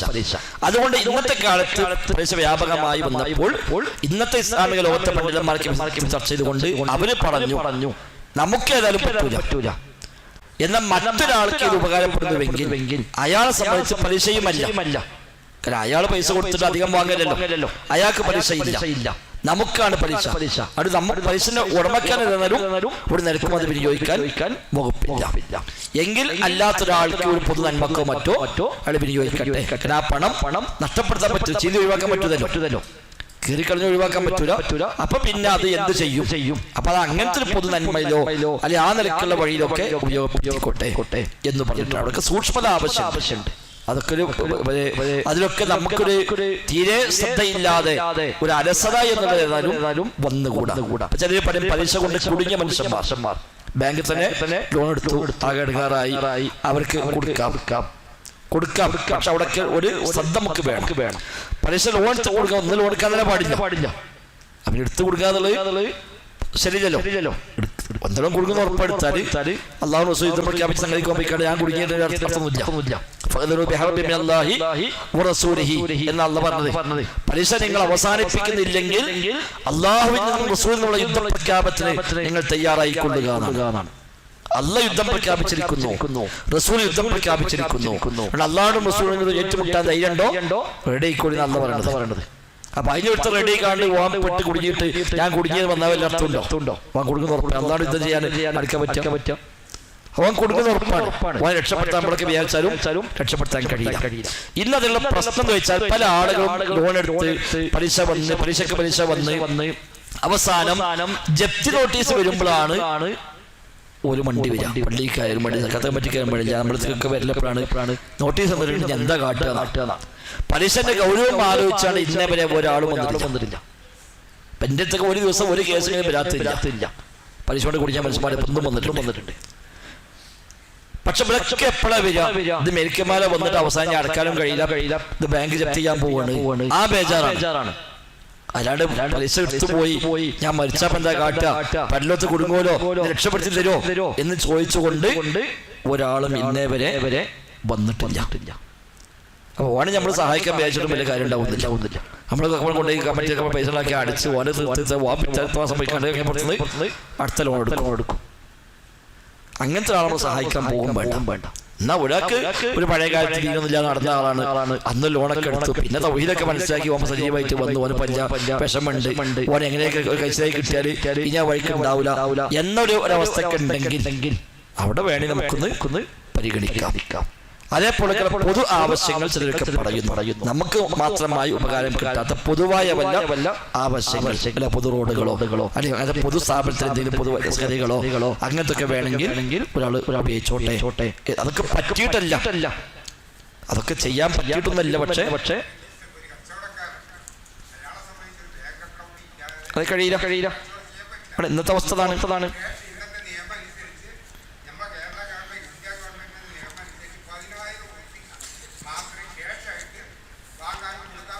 അതെ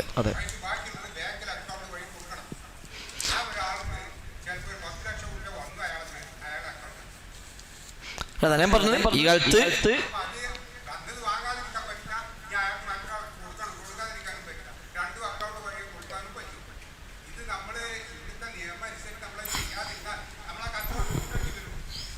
അതോടെ പറഞ്ഞ ഈ കാലത്ത് നമ്മൾ പലിശ കൊണ്ട് പരീക്ഷിക്കപ്പെട്ടിരിക്കുന്നു. അതിന് പുകയേൽക്കാത്ത ഒരാളും ഇല്ലാത്ത അവസ്ഥ വരും എന്ന് ഹദീസ് കാണാം. പരീക്ഷയുടെ പുകയേൽക്കാത്ത ഒരാളും ഇല്ലാത്ത അവസ്ഥ വരും. അതാണ് ഇപ്പൊ വന്നത്. അപ്പൊ അവിടെ നമ്മൾ പരമാവധി സൂക്ഷ്മത എങ്ങനെ പാലിക്കാൻ പറ്റുമോ അത് പാലിക്കാവുന്നതാണ്. ഇനി അവിടെ പോലും കച്ചവടത്തിൽ പോലും ഇത് ഒരു വശമാണ്, അതിൽ മറുവശമാണ്. അതില്ല നമുക്ക് ഒരിക്കലും കച്ചവടം തുടങ്ങാൻ വയ്യ, ഒരു വണ്ടി വാങ്ങാൻ വയ്യ, ഒക്കെ നമ്മള് ക്യാഷ് ട്രാൻസാക്ഷൻ ഇല്ല, ഒക്കെ ക്യാഷ്ലെസ് ഇന്ത്യ എന്നാണ് നമ്മൾ മറ്റാൾ പ്രഖ്യാപിച്ചത്. അതാണ് ഇപ്പോൾ ഉള്ളത്. അപ്പൊ അവിടെ നമുക്ക് ബാങ്കുമായി ബന്ധപ്പെടൽ മാർഗമില്ല. ജാമ്യ ഹിന്ദു നമ്മൾ അക്കൗണ്ട് കൊടുക്കുന്നു. ആൾക്ക് പൈസ ഇല്ല. പിരിവേരം പെരിക്കുന്നവര് ഭിക്ഷക്കാരൻ വന്നവരെ ഓനയ്ക്ക് ഗൂഗിൾ പേ മറ്റില്ല. അപ്പൊ നിവൃത്തില്ല. അപ്പൊ അവിടെ ഉള്ള വഴിയെ പറഞ്ഞ് നമുക്ക് നയിക്കുന്ന പലിശ നമ്മുടെ മേത്തേക്ക് വരാത്ത വഴി നമ്മൾ ചെയ്യുക. ആ പൈസ നമ്മൾ ഉപയോഗിക്കാതെ നമുക്ക് നമ്മുടെ കുടുംബത്തിന് ഉപകാരപ്പെടാത്ത രീതിയിൽ അത് കൈകാര്യം ചെയ്യുക.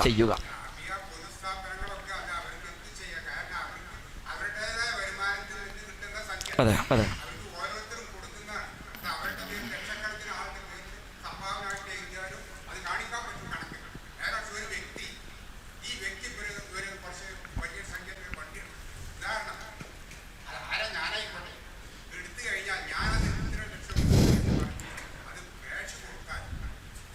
പ്രശ്നം വരും. അതെ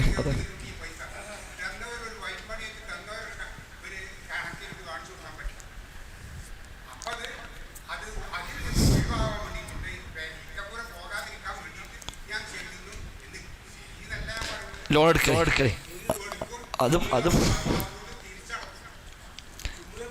അത് ന്യായമല്ല.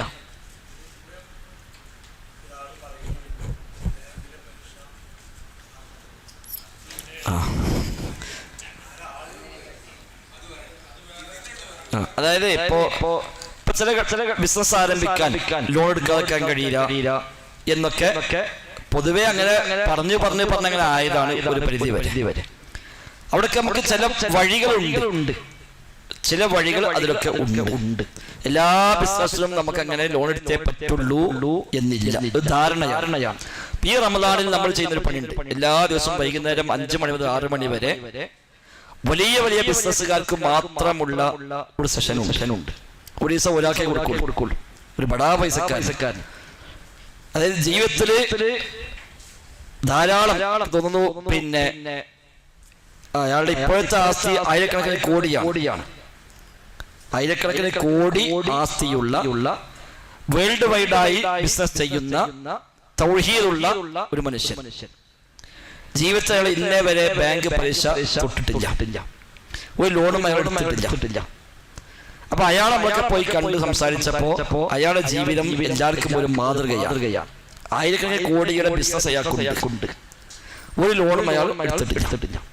അപ്പൊ അയാളുടെ ജീവിതത്തിലെ കഥകൾ അയാൾ പറഞ്ഞപ്പോൾ ഇത് നമ്മുടെ മറ്റു പലർക്കും കിട്ടേണ്ടതാണ് എന്ന് മനസ്സിലായി. ഒരു സമയത്തിന് വലിയ വിലയുള്ള മനുഷ്യൻ, പണ്ഡിതനൊന്നല്ല, ഒരു സാധാരണക്കാരനാണ്. അപ്പൊ അയാൾ ഞങ്ങൾ പ്രപ്പോസൽ വെച്ചു, നിങ്ങളെപ്പോലത്തെ ഒരുപാട് മനുഷ്യന്മാർ ചിലപ്പോ ഈ പരീക്ഷ പോയി കൊടുക്കുന്നുണ്ട്. കാരണം ആളുകൾ പെട്ടെന്ന് ചോദിക്കുമ്പോൾ സാറ്റർഡേ അക്കൗണ്ടിൽ പറയും ലോൺ കഴിഞ്ഞാൽ പറ്റൂല, ഇങ്ങനെ സ്ഥലം വരും, പ്രശ്നമാണെന്ന് വരും, വന്ന് വൃത്തിച്ചാൽ പോയി എടുക്കും. പിന്നെ അതിന്റെ ഒരു ആകെ മുങ്ങിയ കുളിച്ചേറ്റ് പറഞ്ഞ പോലെ അതിന് ഗൗരവം പോകും. അത്തരം ആളുകൾക്ക് നിങ്ങളുടെ ഒരു നിർദ്ദേശം കിട്ടി നന്നാവും. അദ്ദേഹം അത് സ്വീകരിച്ചു. എല്ലാ ദിവസവും വൈകുന്നേരം 1 മണിക്കൂർ ഈ മനുഷ്യനെ ഇരിക്കും, ഒരു പണ്ഡിതനെ ഇരിക്കും, ഒരു മുതലാളിനെയും ഓൺലൈനാണ്. ഒറ്റ മുതലാളിനെ കയറ്റുള്ളൂ. കാരണം രണ്ടാൾ കയറിയാൽ പിന്നെ രഹസ്യം മറ്റുള്ള അറിയുമ്പോൾ ചെറിയൊരു കോംപ്രമൈസ്, അത് വേണ്ട. ഇങ്ങനെ ബിസിനസ് ചെയ്യുന്ന 100, 200, 500, 1000 കോടി ബിസിനസ് ചെയ്യുന്ന ആളുകൾക്ക് ഓരോരുത്തർക്കും ഓരോ ദിവസം കൊടുക്കും, 1 മണിക്കൂർ സമയം. അപ്പൊ ഇതിന്റെ ഇസ്ലാമിക വശം ഈ പണ്ഡിതൻ പറഞ്ഞു കൊടുക്കും. നമ്മുടെ നാട്ടിലെ നിയമങ്ങളിൽ നിന്നുകൊണ്ട് എങ്ങനെ ലോൺ എടുക്കാതെയും ഈ വക വഴികൾ സ്വീകരിക്കാതെയും ഈ വക ബിസിനസ് കൊണ്ടുപോകാം, അതിനുള്ള വ്യത്യസ്തമായ പ്രായോഗികമായ ചെയ്ത ജീവിതത്തിൽ തെളിയിച്ച വഴികൾ അദ്ദേഹം പറഞ്ഞു കൊടുക്കും. ഇന്നലെ ഒരു വലിയ ഒരു ബിസിനസ് ഇതിലുള്ള ഒരു ആളുമായിട്ട് മൂപ്പർക്ക് 1000 കോടിയുടെ ആസ്തി. ഇന്നലെ കയറിയ ആൾക്ക് 1000 കോടിയുടെ ആസ്തിയുണ്ട്. പരീക്ഷയുമായി ബന്ധപ്പെടാറുള്ള വ്യക്തിയാണ്, മുജാഹിദാണ്, സലഫിയാണ്, നമ്മളൊക്കെ സഹായിക്കലുണ്ട്. പരീക്ഷയുമായി ബന്ധപ്പെടാറുള്ള വ്യക്തിയാണ്. ഇന്നലെ അദ്ദേഹമാണ് കയറിയത്. അപ്പോൾ അത്ഭുതപ്പെടും, ഇങ്ങനെയൊക്കെ ഉണ്ട്, നമുക്ക് അറിയില്ലായിരുന്നു. മിഞ്ഞാന്ന് കയറിയ ആള് ഏതാണ്ട് അതേ ആസ്തിയുള്ള മനുഷ്യനാണ്. പേര് പറഞ്ഞവരൊക്കെ എല്ലാവർക്കും അറിയാം, പറയാൻ പറ്റും. കടികൊണ്ട്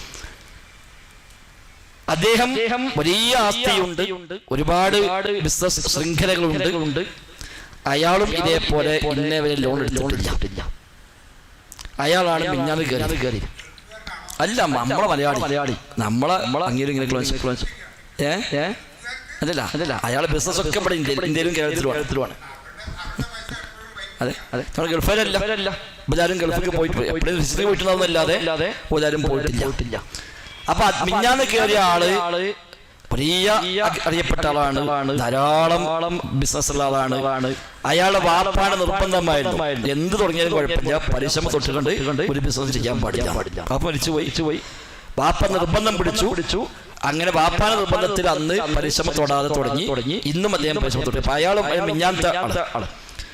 ആ സിറ്റിംഗ് കഴിഞ്ഞപ്പോൾ നമ്മളെ പഠിപ്പിക്കുന്ന ആള് അയാൾ പറഞ്ഞു, നിങ്ങളും ഇതേപോലെ ഇറങ്ങണം, ഞാൻ ഇറങ്ങണപ്പോൾ നിങ്ങൾ ഇറങ്ങണം.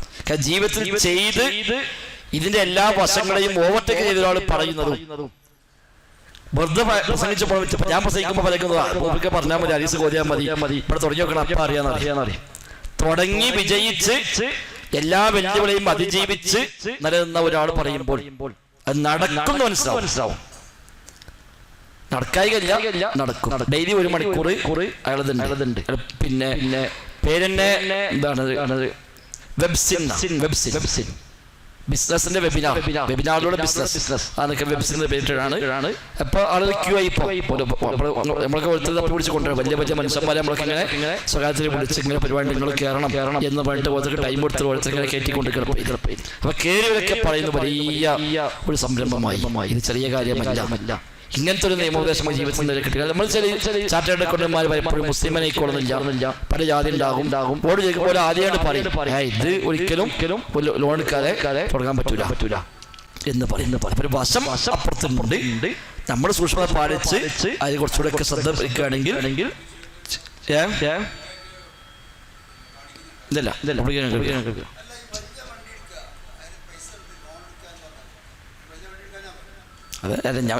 വലിയ വണ്ടി എടുക്കാൻ തന്നെ പറഞ്ഞത് കണ്ടാന്ന് അതന്നെ.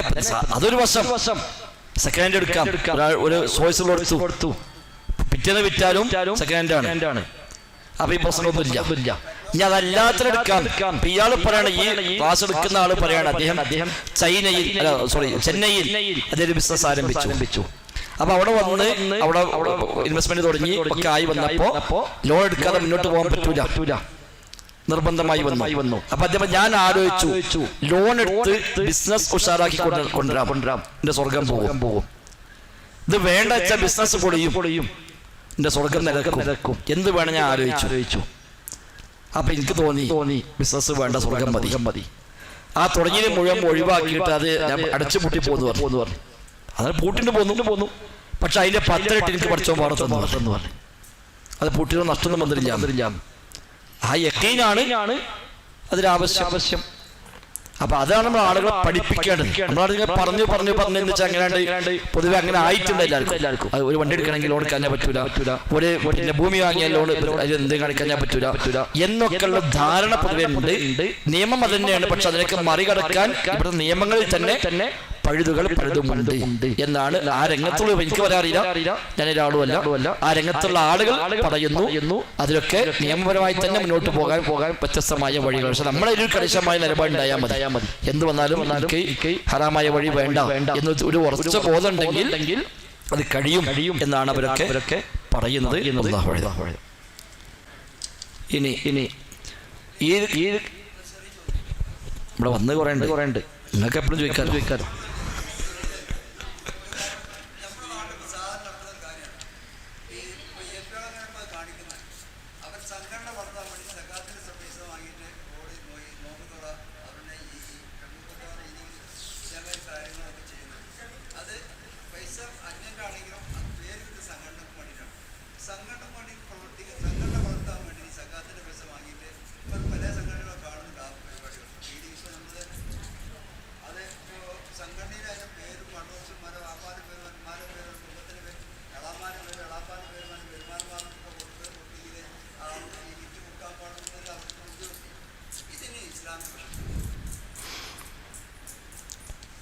സംഘടനയ്ക്ക് വേണ്ടി ഒന്നും ചെയ്യാൻ പാടില്ല. അത് മാത്രമല്ല ഒരു കാര്യം സംഘടനയ്ക്ക് വേണ്ടി ചെയ്യാൻ പാടില്ല. ചെയ്യണമൊക്കെ അതാണ് ദീനിന്റെ വഴിയിൽ നമ്മുടെ പരലോകത്തിന് വേണ്ടിയാണല്ലോ. അപ്പൊ ഞാൻ പ്രസംഗിക്കാൻ പോലുണ്ട്. സംഘടനയ്ക്ക് വേണ്ടി പ്രസംഗിക്കുകയാണെങ്കിൽ നിങ്ങളും വലിയ പോയത്തക്കാരൻ പറയാനുള്ളത് അതിനകത്ത് പരിഗണന തുടങ്ങിയാൽ പോലെ ആളുകൾ തൗഹീദ് മനസ്സിലാകാൻ വേണ്ടി പ്രസംഗിക്കുകയാണെങ്കിലോ അതുകൊണ്ടേ കാര്യമുള്ളൂ. പള്ളി എടുക്കുന്നു. സംഘടനയ്ക്ക് ഒരു പള്ളിന്റെ എണ്ണം കൂട്ടി കാണിക്കാനാണെങ്കിൽ ഒരു കാര്യമില്ല. നമ്മുടെ നാട്ടിൽ പള്ളി ആവശ്യമുണ്ട്. പള്ളി എടുത്ത വലിയ മഹത്വമാണ്, വലിയ പുണ്യമാണ്. ആ നിലയ്ക്ക് എടുക്കുകയാണെങ്കിൽ എന്റെ കാര്യമുള്ളൂ.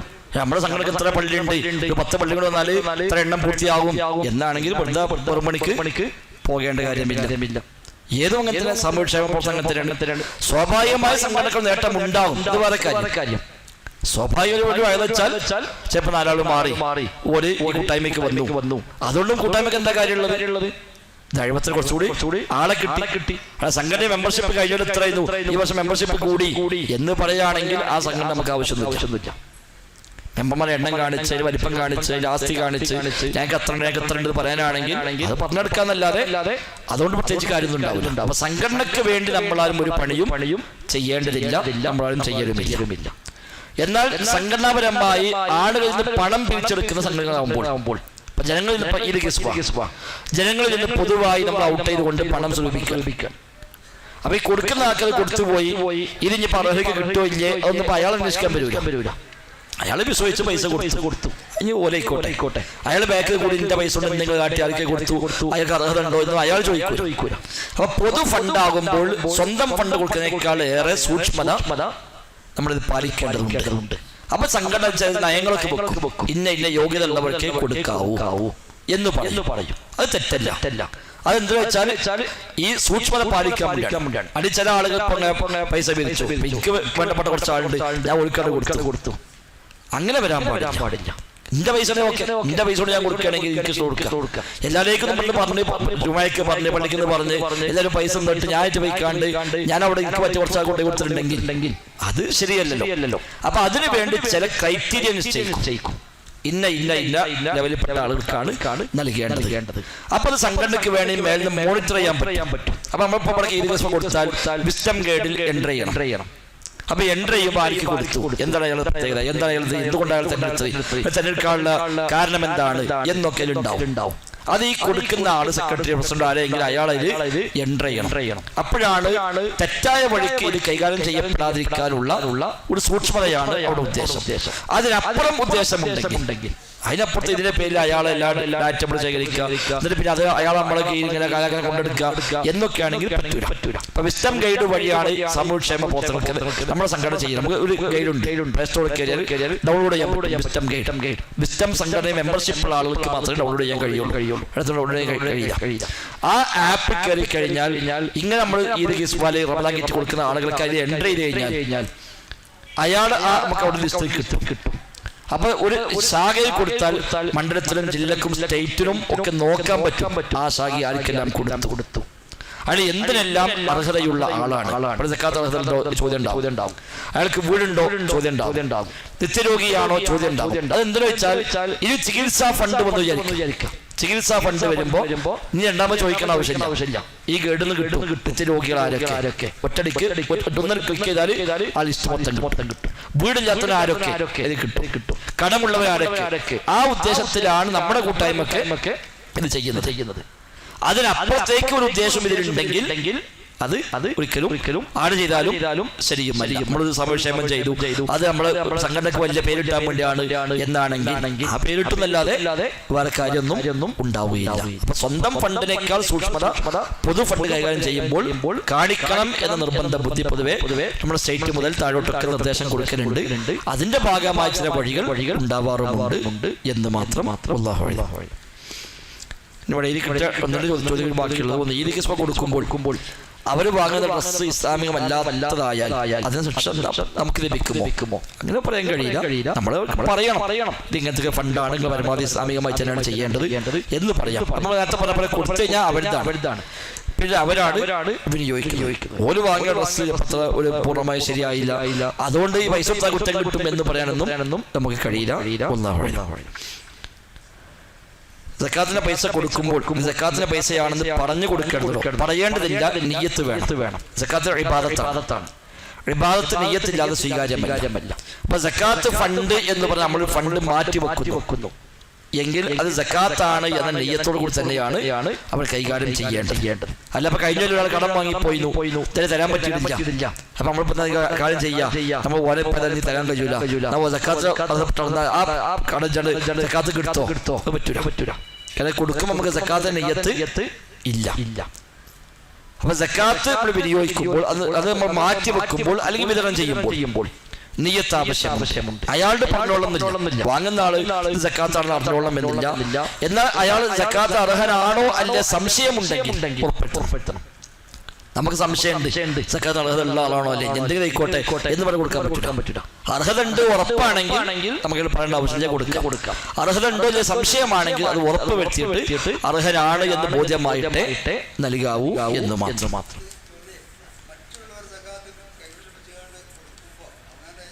അല്ല നമ്മൾ നേരത്തെ പറഞ്ഞല്ലോ നേരത്തെ ചോദ്യം വന്നല്ലോ, ധാരാളം സക്കാത്ത് നമ്മൾ കൈകാര്യം ചെയ്യുമ്പോൾ കൊണ്ടു വെക്കുമ്പോൾ സക്കാത്ത് പൈസ പറയണം എന്ന് പറയാൻ കഴിയില്ല. ഇല്ല അതിന്റെ പേരിൽ നേരത്തെ പറഞ്ഞപ്പോൾ ദുരുദ്ദേശങ്ങളോ മറ്റോ ഈ കൊടുക്കുന്ന ആൾക്ക് കൈകാര്യം ചെയ്യുന്ന ആൾക്ക് വല്ലതും വരുന്നുവെങ്കിൽ ആ വഴി ഇല്ലാതാക്കാൻ എന്താണോ വേണ്ടത് അത് ചെയ്യാം എന്ന് മാത്രം.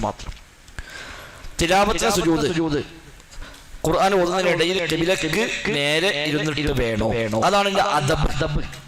ഖുർആൻ ഓതുമ്പോൾ ചില പ്രത്യേകമായ ആയത്തുകൾ ഓതുമ്പോൾ അവിടെ സുജൂദ് ചെയ്യുക എന്നാണ് നിയമം. അത് ഓതുന്നാക്കും കേൾക്കുന്നാക്കും ഓതുന്നയാൾ മാത്രമല്ല. അതോടൊപ്പം ഇമാമ് ഓതിയാൽ ഇമാമ് സുജൂദ് ചെയ്യുന്നു, കൂടെ സുജൂദ് ചെയ്യുന്നു. ഇനി അമ്മ ഉടനെ ഇരിക്കുകയാണ്, അപ്പുറത്തുള്ള ആയത്ത് ഓതുന്ന കേട്ടു, എന്നാലും ആ കേട്ടാക്കും സുജൂദ് ചെയ്യാം. അവിടെ സുജൂദാണ് ഉദ്ദേശം. ഖിബിലക്ക് തിരിയൽ നിർബന്ധമാണോ വെച്ചാൽ അല്ല. അല്ല, നിസ്കാരം പോലെ ഖിബിലക്ക് മുന്നിട്ടാകാവൂ എന്നില്ല. അത് സ്വതന്ത്രമായ ഒരു ഇബാദത്ത് മാത്രമാണ് ഒരു സുജൂദ്. എന്നാൽ പരിപൂർണത അതാണ്. പരിപൂർണതാണ്. ചിലപ്പോൾ ഒതു വേണമെന്നില്ല, അതേപോലെ ഖിബില തന്നെ വേണമെന്നില്ല, അതൊന്നും നിർബന്ധമല്ല. ഒരാൾ ആയത്ത് കിട്ടും, അപ്പൊ ഒതുവിടെ ആയിക്കോളുന്നില്ല. അവിടെയൊക്കെ ചെയ്യാം, സുജൂദ് ചെയ്യാം. പക്ഷെ അതിന് പരിപൂർണത അതാണ് എന്ന് മനസ്സിലാക്കാം. അതേപോലെ ശുക്രിന്റെ സുജൂദ് ഒരു ശുക്ർ ചെയ്യാണ്ട് ഘട്ടം വന്നു, അവിടെ ഒതു പോലും വേണമെന്നില്ല. ഒരു ഘട്ടം വന്നു, അപ്പോ പെട്ടെന്ന് സുജൂദ് ചെയ്യുന്നു, അവിടെ സുജൂദ് ചെയ്യാം. അല്ലാഹു അക്ബർ.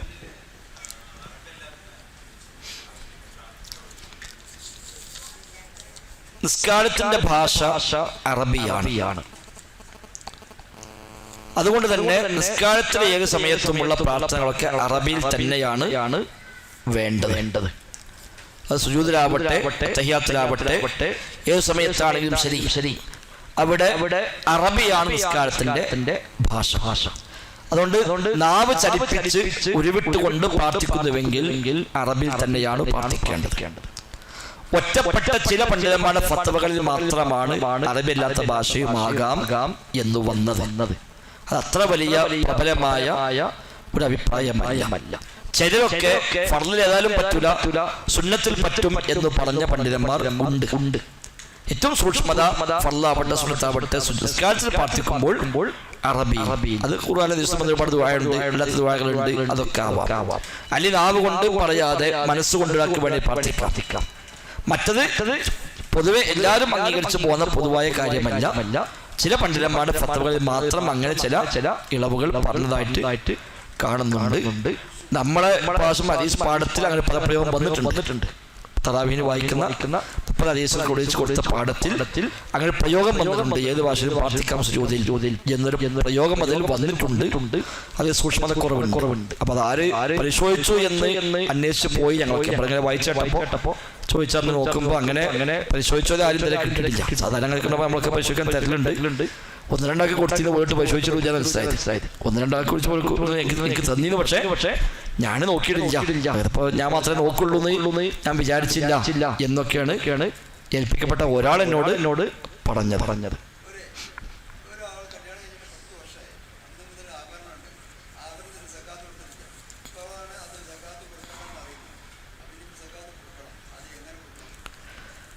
സക്കാത്ത് എത്ര കാലത്ത് കൊടുക്കാതെ ബാക്കി വെച്ചാലും അത് മുഴുവൻ കൊടുക്കണം.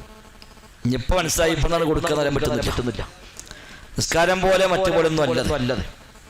സക്കാത്തിന്റെ വിഷയത്തിൽ സക്കാത്തിന്റെ വിഷയത്തിൽ എത്ര കാലത്ത് അയാളെ കയ്യിൽ പെൻഡിങ് ഉണ്ടെങ്കിലും അത് അയാളുടേതായി മാറുന്നില്ല. അത് അവകാശികളുടെ. അയാൾക്ക് അറിയില്ലായിരുന്നു, പറഞ്ഞു അൽഹംദുലില്ലാഹ്, ഇപ്പൊ പറഞ്ഞല്ലോ. അവിടെ എത്ര കാലം അയാൾക്ക് ബാധ്യതയുണ്ടോ അത്രയും കാലത്ത് കണക്കാക്കണം. അത് അയാൾ നൽകുകയും വേണം. കൊടുക്കണം. എനിക്കത് അറിയായിരുന്നു, ഇപ്പൊ മനസ്സിലായിട്ടുള്ളൂ എന്നത്. ഇപ്പൊ മനസ്സിലായതല്ല ആശ്വാസമാണ്. അതുകൊണ്ട് ഇപ്പൊ മുതൽ കൊടുത്താൽ മതി എന്ന് പറയാൻ പറ്റൂല. അയാളെ കയ്യിൽ ആ സമ്പത്ത് എന്ന് വന്നോ അന്ന് മുതൽ സക്കാത്ത് കൊടുക്കാൻ ബാധ്യതയാണോ അന്ന് മുതൽ കൊടുക്കേണ്ടതാണ്.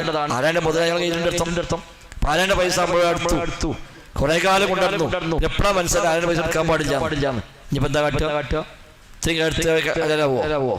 ഇല്ല.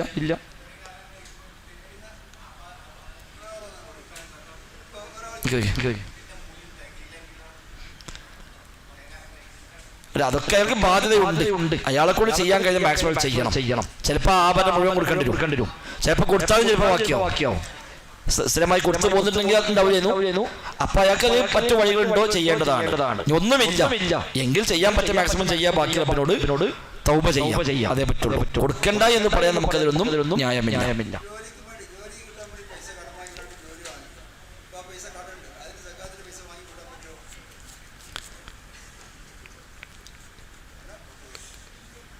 അപ്പൊ നേരത്തെ പറഞ്ഞ കടം എന്ന് പറയുമ്പോൾ ന്യായമായ ആവശ്യങ്ങൾക്ക് വന്ന കടങ്ങളാണ്. കടപ്പ് എല്ലാവർക്കും ഉണ്ടാവും. ഏറ്റവും വലിയ കടക്കാരന് ഇവിടെ അദാനിയൊക്കെ. അപ്പൊ കടമുണ്ട് എന്നതുകൊണ്ട് എല്ലാ ഇളവും കിട്ടുകയാണ്. ഇവിടെ ആർക്കും ഇളവില്ലാത്തുണ്ടാവില്ല. കടം വാങ്ങാത്തവരും കൊടുക്കാത്തവരും പൊതുവെ കുറവാണ്. അപ്പൊ അയാളുടെ അടിസ്ഥാന ആവശ്യങ്ങൾ, ദൈനംദിന കാര്യങ്ങൾ, അതിനൊക്കെ വരുന്ന ന്യായമായ കടങ്ങളാണ് കടമായി കണക്കാക്കുക. മറ്റതൊക്കെ ചിലപ്പോൾ താൽക്കാലികമായ എന്തെങ്കിലും ചെറിയൊരു അഡ്ജസ്റ്റ്മെന്റുകളായിരിക്കും. പമ്പത്ത് ഭൂമിയുണ്ട്, വിൽക്കാൻ വഴിയുണ്ട്, തൽക്കാലം വിൽക്കണതൊക്കെ സുഹൃത്തുക്കളെ പല പോകുമ്പോഴൊക്കെ ഞാൻ തരാം, കുറച്ചായിട്ട് തന്നാളെ എന്ന് പറഞ്ഞു. അതൊക്കെ പരസ്പരമുള്ള ചില നീക്കുപോക്കുകളാണ്. അത് കൊടുക്കാനുള്ള വക ഉണ്ടാവും, അതിനും കൊടുക്കുന്നുണ്ടാവും. അതൊന്നും അങ്ങനെ ഒരു സക്കാത്ത് കൊടുക്കാതെക്കാനോ മറ്റൊന്നുള്ള കടമായിട്ടൊന്നും കണക്കാക്കാൻ പറ്റുകയില്ല. അങ്ങനെ കടം വാങ്ങി ജോലിക്ക് കയറുന്ന ആവശ്യമില്ലല്ലോ. കടം വാങ്ങി ജോലിക്ക് കൊടുക്കാതൊക്കെ ഓരോ ബാക്കി എല്ലാ കാര്യങ്ങളൊക്കെ ഉണ്ടല്ലോ. കടക്കാരായതുകൊണ്ട് ഓന് ഭക്ഷണത്തിന് കുറക്കണില്ല, പെരുന്നാൾക്ക് ഡ്രസ്സ് എടുക്കാതെക്കണില്ല, അതേപോലെ പെരുണ്ടാക്കാതൊക്കെ ഒക്കെ ചെയ്യുന്നുണ്ട്. ചിലപ്പോൾ ഉമ്രക്ക് ഉണ്ടാവും. സക്കാത്തിന് മാത്രം ഞാൻ കടക്കാരനാണ് എന്ന് പറഞ്ഞ് ഇസ്ലാം ചെയ്യാം. അത് ന്യായമായി നിൽക്കുന്ന കടമാണ്, വിട്ടായൊക്കെ വകയൊന്നുമില്ല എങ്കിൽ അയാൾക്ക് ആ കടക്കാരൻ നിലക്ക് സക്കാത്ത് സ്വീകരിക്കാം എന്ന് മാത്രമേ ഈ പറഞ്ഞതിന് അർത്ഥമുള്ളൂ. അല്ലാഹു അഅലം.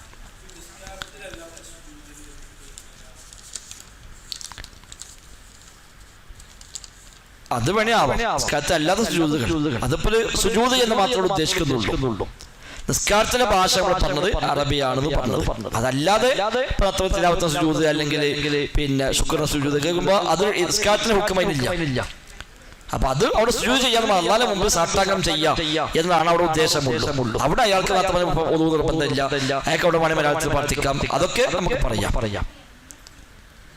പിന്നെ ഒറ്റ ചോദ്യം കൂടി ഉണ്ട്. ജുമാക്ക് ശേഷമുള്ള സുന്നത്തിന് എന്താ നിയ്യത്ത് തന്നെ? ജുമാക്ക് ശേഷം നിസ്കരിക്കുന്നു എന്താ നിയ്യത്ത്? ജുമാക്ക് ശേഷമുള്ള സുന്നത്തിനാണ് സുന്നത്താണ്. ഏത് സുജൂദിലോ? അല്ല, അത് വേറെ കാര്യം. അപ്പൊ നിയ്യത്ത് അവിടെ എന്താണോ നിസ്കരിക്കുന്നത് ആ ഉദ്ദേശം വേണം. ജുമാക്ക് ശേഷം നിസ്കരിക്കുന്നു സുന്നസ്കാരം. അപ്പൊ ജുമാക്ക് ശേഷമുള്ള നിസ്കരിക്കുന്നു എന്നതിനാണ് നിയ്യത്ത്. നബി ഞങ്ങൾ ജുമാക്ക് ശേഷം നിസ്കരിച്ചിട്ടുണ്ട്. നബി വീട്ടിൽ നിസ്കരിക്കും, ചിലപ്പോൾ പള്ളിയിൽ നിസ്കരിക്കും. പള്ളിയിലാണെങ്കിൽ 2 നിസ്കരിക്കും, വീട്ടിൽ നിന്നാണെങ്കിൽ 4 നിസ്കരിക്കും എന്നൊക്കെ ഹദീസിൽ കാണാം. പള്ളിക്ക് 4 നിസ്കരിക്കാൻ പാടില്ല എന്നൊന്നുമില്ല. അപ്പൊ ഏത് നിസ്കാരമോ ഏത് നോമ്പോ പള്ളിക്ക് നാമ്പ് 4, വീട്ടിൽ നാമ്പ് 2. പിന്നെ ഏത് നിസ്കാരമാവട്ടെ നോമ്പാവട്ടെ ഏത് ഇബാദത്താണെങ്കിലും നിയ്യത്ത് വേണം. നിയ്യത്തിന്റെ സ്ഥാനം ഖൽബാണ്. നിയ്യത്ത് മനസ്സിലാണ്, നാവിലല്ല. നാവിൽ നിയ്യത്തുണ്ടായതുകൊണ്ട് നിയ്യത്താവുകയുമില്ല. നാവ് കൊണ്ട് പറയേണ്ടതും അല്ല നിയ്യത്ത്. നാവ് കൊണ്ട് പറയാൻ തുടങ്ങിയാൽ ജീവിതത്തിൽ ആകെ നിയ്യത്തൊക്കെ സമയം ഉണ്ടാവുള്ളൂ, വേറെ ഒന്നും സമയം ഉണ്ടാവില്ല. അപ്പൊ നമ്മുടെ ക്ലാസ്സും സംശയം നിയ്യത്ത് വേണ്ടേ? ജുമാക്ക് വന്നീ നിയ്യത്ത് വേണ്ടേ? ഖുത്ബ നടത്തിയ നിയ്യത്ത് വേണ്ടേ? എല്ലാത്തിനും നിയ്യത്ത് ആവശ്യം. ഇന്നമൽ അഅ്മാലു ബിന്നിയ്യാത്ത്. അമലുകളെല്ലാം നിയ്യത്തനുസരിച്ചാകുന്നു. അപ്പൊ നിയ്യത്തില്ലാത്ത അമലില്ല. അവിടെയൊക്കെ ചൊല്ലി പറയാൻ നിൽക്കുകയാണെങ്കിൽ അത് പിന്നെ വേറൊന്നും സമയം ഉണ്ടാവില്ല.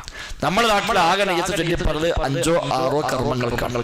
വുളൂഇന്, അതേപോലെ കുളിക്ക്, നിസ്കാരത്തിന്, സക്കാത്തിന്, ഇഅ്തികാഫിന്, ഇതിലൊക്കെ നമ്മുടെ നാട്ടിൽ നിയ്യത്ത് പ്രത്യേകം ചൊല്ലി പഠിപ്പിച്ചു കൊടുക്കണത്. ബാക്കി ഒന്നും നിയ്യത്ത് പള്ളി കയറി നിയ്യത്ത് വേണ്ടേ? ഏതെങ്കിലും പള്ളി കണ്ടോ? പള്ളി കയറുമ്പോൾ നിയ്യത്ത് കണ്ടിട്ടില്ല. അതേപോലെ ഖുർആൻ ഓതി നിയ്യത്ത് വേണ്ടേ? സ്വതക്ക ചെയ്തു നിയ്യത്ത് വേണ്ടേ? അപ്പൊ ഏത് ഉദ്ദേശത്തിൽ ചെയ്യുന്നു അതാണ് നിയ്യത്ത്. ഏത് ഉദ്ദേശത്തിൽ ചെയ്യുന്നു എന്നതാണ് നിയ്യത്ത്. ഒരാളെ കാണുമ്പോൾ പുഞ്ചിരിച്ചു പുണ്യം കിട്ടും നിയ്യത്തുണ്ടെങ്കിൽ. അല്ലെങ്കിൽ ഒരാളെ കാണുമ്പോൾ ചിരിക്കുമ്പോ നിങ്ങളുടെ നെയ്യത്തെ ചടത്തിൽ ചിരിച്ച എന്ന് പറഞ്ഞ അല്ലാഹു തആലയ്ക്ക് വേണ്ടി ഇയാൾ ഞാൻ ചിരിക്കുന്നു എന്ന് പറഞ്ഞിട്ട് ചിരിക്കുകയാണെങ്കിലോ നമ്മൾ ചെയ്യില്ലല്ലോ. സലാം പറയുമ്പോൾ നെയ്യത്ത് വേണ്ടേ? ഒരാൾ നമ്മുടെ വഴി ചോദിച്ചു, ഇവിടെ വണ്ടി നിർത്തിയാണ്ട് ബാങ്കിലേക്ക് ഇങ്ങനെ പോവുക, ഇപ്പൊ പറഞ്ഞില്ല ഞാൻ നെയ്യത്തെ അല്ലാഹു തആലയ്ക്ക് വേണ്ടി ഇയാൾക്ക് ഞാൻ വഴി പറഞ്ഞു കൊടുക്കുന്നു, ഇതിനോട് വെയ്ക്കോടി എന്ന് പറഞ്ഞ എന്താ കഴിക്കുന്ന ഇന്നലെ കുഴപ്പം ചെയ്തല്ലോ, എന്ത് പറ്റിയ. അപ്പൊ അതല്ല നിയ്യത്ത്. എന്നാൽ എല്ലാ നന്മക്കും നിയ്യത്ത് വേണം താനും. ഒരാളെ കടവ് ചിരിച്ചു, നിയ്യത്ത് എന്താണ്? എങ്ങനെയാ ചിരിക്കാതെ? നീ കണ്ടു ചിരിച്ചില്ലെങ്കിൽ മൂപ്പർക്ക് ഇപ്പൊ എന്താ തോന്നുക? ഇന്നലെ വരെ മൂപ്പയ്ക്ക് നമ്മൾ ബന്ധുണ്ട് വാങ്ങി പോന്നാണ്, ഇപ്പൊ കണ്ട് മൈൻഡ് ചെയ്തില്ലെങ്കിൽ അതൊക്കെ പ്രശ്നമാണ്. ഒന്ന് ചിരിച്ചതാരും ആ എടുക്കാൻ തീർന്നോട്ടതാണെങ്കിലോ. അപ്പൊ അതാണ് നിയ്യത്ത്. ഒരാൾ വഴി ചോദിച്ചു, മനുഷ്യ കിടക്കാതിരിക്കുമ്പോൾ ഒരു വഴി വയ്ക്കുക, കട്ടകാലം ഏതായാലും പറഞ്ഞു കൊടുക്കുക, ഇതിനാണ്ട് പോയിക്കോ എന്നാണെങ്കിൽ നിയ്യത്ത് മാറി. അതാണ് ഇന്നമൽ അഅ്മാലു ബിന്നിയ്യാത്ത്. എല്ലാ അമലുകളും നിയ്യത്ത് പ്രകാരമാണ്. എല്ലാവർക്കും ഉള്ളത് അവൻ ഉദ്ദേശിച്ചതെന്തോ അത് മാത്രമാണ്. അപ്പൊ ആ പ്രവർത്തനം കൊണ്ട് എന്തുദ്ദേശിക്കുന്നുവോ അത് കിട്ടും. അതാണ് നിയ്യത്ത് എന്ന് പറയുക. അത് നാവ് കൊണ്ട് പറയേണ്ടതല്ല, നാവ് കൊണ്ട് പറയാൻ കഴിയുന്നതല്ല, നാവ് കൊണ്ട് പറഞ്ഞതുകൊണ്ട് മാത്രം കാര്യവും ഇല്ല. മനസ്സിൽ ആ കാര്യം ചെയ്യുമ്പോൾ അവന്റെ ഉദ്ദേശം എന്ത്, അതാണ് നിയ്യത്ത്. അതാണ് മഹല്ലു നിയ്യത്തി അൽ ഖൽബു. നിയ്യത്തിന്റെ സ്ഥാനം ഖൽബാണ്. ബസ് കയറി നമ്മൾ ഇരിക്കുമ്പോഴാണ് ഒരു വയസ്സായ നമ്മൾ നീച്ചു കൊടുത്തു. നിയ്യത്ത് ശരിയാണെങ്കിൽ ഊരിട്ടു. ഈ പറഞ്ഞ പോലെ നിയ്യത്ത് ശരിയില്ലെങ്കിലോ കുറെ നേരൊക്കെ കാണാത്ത വഴി കാട്ടി പിന്നെ അയാൾ ഇങ്ങനെ മുത്ത് വെക്കാണ്. ഇപ്പൊ ഏതായാലും നീച്ചു കൊടുക്കുക, എന്താ കാട്ടൊരു വയസ്സന്മാരി ചങ്ങായി കയറാൻ കണ്ടൊരു ബസ് വേറെ എത്ര ബസ് ഉണ്ടായിരുന്നു ഏതൊക്കെ നിരക്ക് വിരായി പറഞ്ഞുകൊണ്ടാണെങ്കിലോ കൂലിട്ടില്ല, മറ്റേ സീറ്റിട്ടു. നെയ്ക്കുന്ന നീച്ചു കൊടുത്താൽ കൂലിയും കിട്ടും, അയാൾക്ക് സീറ്റും കിട്ടും. അതാണ് നിയ്യത്ത്. എല്ലാത്തിനും വേണം നിയ്യത്ത്. നിയ്യത്തില്ലാത്തൊരു അമൽ ഇല്ല. അല്ലാഹു അക്ബർ.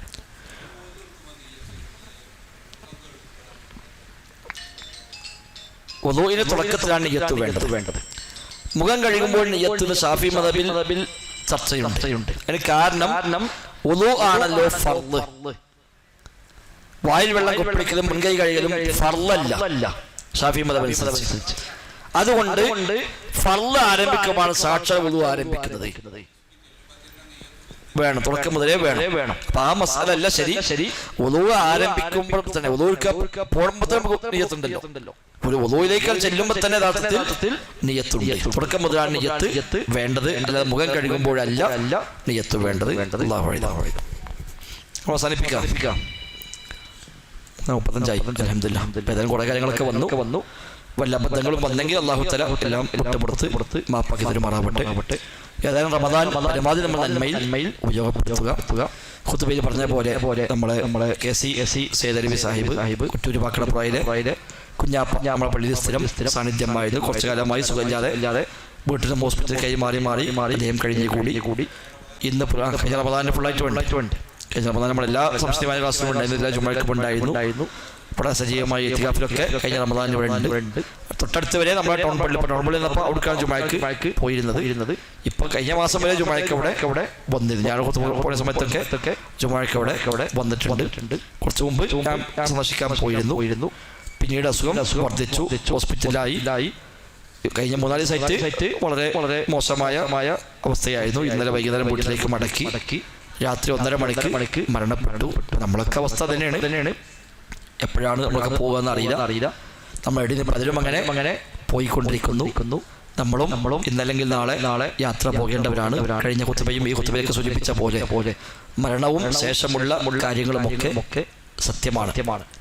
അപ്പൊ ആ ഓർമ്മ തന്നെയാണ് ഏറ്റവും ഒരു മനുഷ്യൻ നന്നാവാൻ ഉള്ള ഏക മാർഗം മരണത്തെപ്പറ്റി ഓർക്കുന്നത്. കഴിഞ്ഞ ചില ഖുതുബയിൽ ഞാൻ പറഞ്ഞ ഹദീസാണ്. മരണത്തെപ്പറ്റിയുള്ള ഓർമ്മ നിങ്ങൾ അധികരിപ്പിക്കുക. എല്ലാ സുഖങ്ങളെയും മുറിച്ചു കളയുന്ന മരണത്തെക്കുറിച്ചുള്ള ഓർമ്മ നിങ്ങൾ വർദ്ധിപ്പിക്കുക എന്നാണ് നബി തങ്ങൾ പ്രയോഗിച്ച പദപ്രയോഗം. നമുക്കും എപ്പോഴും പോകേണ്ടി വന്നേക്കാം എന്ന തിരിച്ചറിവാണ് പ്രധാനം. ഇനിയും കുറെ കാലം ഉണ്ടാകും എന്ന് വിചാരിക്കണ്ട. ഇന്നലെ അയാൾ പറഞ്ഞു, എന്റെ വാപ്പ 90-ാമത്തെ വയസ്സിലാണ്, അവിടെ നമ്മുടെ കുടുംബത്തിലെ പൊതുവെ എല്ലാവർക്കും വലിയ ആയുസ്സാണ്. അതൊന്നും വിചാരിക്കണ്ട. അത് വാപ്പ 90 ഉണ്ടെങ്കിൽ മോന് അത് യാതൊരു ബന്ധവുമില്ല. ഓരോരുത്തർക്കും ഓരോരോ ആയുസ്സാണ് ഉണ്ടാവുക. അമലും നന്നാവുകയും ആയുസ് ദീർഘിക്കുകയും ചെയ്താൽ നല്ല കാര്യമാണ്. മൻ ഹസന അമലുഹു വതആല ഉംറുഹു. അമൽ നന്നായി ആയുസ് നീണ്ടു കിട്ടുകയും ചെയ്തു. അത് വലിയ കാര്യമാണ്. നല്ല വഴിക്ക് ഉപയോഗിക്കുന്ന ആയുസ്സാണെങ്കിൽ ആയുസ് എത്ര കാലം കിട്ടും അത്രയും കാലം നന്മയിൽ വർദ്ധിപ്പിക്കാം. അപ്പൊ വിശ്വാസിക്ക് ആ നിലയ്ക്ക് നല്ല ആയുസ് ആഗ്രഹിക്കാം, അത് പ്രാർത്ഥിക്കാം. ഇമാം ഷാഫി റഹ്മത്തുള്ളാഹിയോട് ആരെങ്കിലും ഒക്കെ നിങ്ങൾക്ക് അല്ലാഹു ദീർഘായുസ് നൽകട്ടെ എന്ന് പറഞ്ഞ് അദ്ദേഹം പറയുമായിരുന്നു, നീ ആയുസ്സിന് ബറക്കത്തിന് വേണ്ടി പ്രാർത്ഥിക്കുക. കുറെ ആയുസ് കിട്ടി, ആ ആയുസ്സിന്റെ ബറക്കത്തുണ്ടായില്ല എന്ന കാര്യമില്ലല്ലോ. കുറഞ്ഞ ആയുസ് കിട്ടി, ആ കുറഞ്ഞ ആയുസ്സുകൊണ്ട് കുറെ നന്മ ചെയ്യാൻ പറ്റി എങ്കിൽ അത് ആയുസ്സിലെ ബറക്കത്താണ്.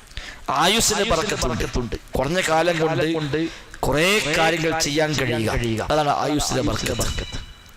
കുറഞ്ഞ കാലം കുറെ കാര്യം ചെയ്തു. ഇമാം ഷാഫി 54-ാമത്തെ വയസ്സിലാണ് മരിച്ചത്. പക്ഷെ നമ്മളൊക്കെ 100 കൊല്ലം ജീവിച്ചാൽ ചെയ്യാൻ പറ്റാത്തതാണ് ഇമാം ഷാഫി ആ കാലം കൊണ്ട് ചെയ്തു തീർത്തത്. ഇമാം ബുഖാരി 62-ലാണ് മരിച്ചത്. ഇമാം നവവി 45-ലാണ് മരിച്ചത്. ഹാഫിദ് ഹക്കമി 37-ലാണ് മരിച്ചത്. അവരൊക്കെ ഒരുപാട് സേവനങ്ങൾ ചെയ്തിട്ടുണ്ട്. അപ്പൊ ആ നിലയ്ക്ക് നമ്മൾ കിട്ടിയ ആയുസ് എത്രയാണെങ്കിലും നന്മയിൽ വിനിയോഗിക്കുന്നതാണ് പ്രധാനം. ആയുസ് നീണ്ടു കിട്ടി, അമലുകൾ നന്നാവുകയും ചെയ്തു എങ്കിൽ അൽഹംദുലില്ലാഹ് വലിയ കാര്യമാണ്. ദീർഘായുസ് കിട്ടിയ ഒരു പക്ഷേ തൗബ ചെയ്യാൻ അവസരം കിട്ടും. നേരത്തെ മരിച്ച ഇല്ലാത്ത അവസരം കിട്ടും. ദീർഘായുസ് കിട്ടിയാൽ അത്രയും അമലുകൾ ചെയ്യാൻ കഴിയും. ഒരു റമദാൻ ഏറെ കിട്ടി, വലിയ കാര്യമാണ്. 6 മാസം മുമ്പ് മരിച്ചു പോയെങ്കിൽ നമുക്ക് ഈ റമദാൻ കിട്ടില്ലായിരുന്നു. സ്വഹാബിമാരിൽ 2 ആൾ മരിച്ചു, ഒരാൾ യുദ്ധത്തിൽ ഷഹീദായി. അത് കഴിഞ്ഞ് 1 വർഷം കഴിഞ്ഞിട്ട് മറ്റേ സ്വഹാബി മരിച്ചു. അപ്പോൾ 3-മതൊരു സ്വഹാബി ഇവ 2 പേരെയും സ്വപ്നം കണ്ടപ്പോൾ യുദ്ധത്തിൽ ഷഹീദായ ആളെക്കാളും സ്ഥാനം പിന്നീട് മരിച്ച ആ ആൾക്കായിട്ട് സ്വപ്നം കാണുന്നത്. ഇത് വലിയ അത്ഭുതമായി. ഷഹീദ് വലിയ കൂലിയാണല്ലോ. 2-മത്തെ ആൾ ഷഹീദായതല്ല.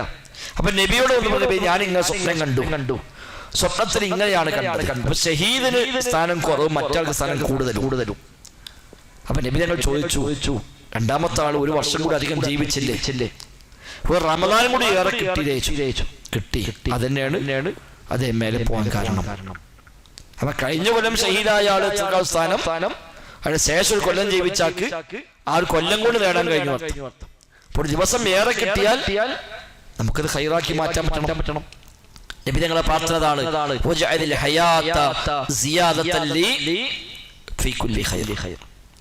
ജീവിതം എന്നത് എല്ലാ ഖൈറിലുമുള്ള വർദ്ധനവാക്കണേ അല്ലാഹ്.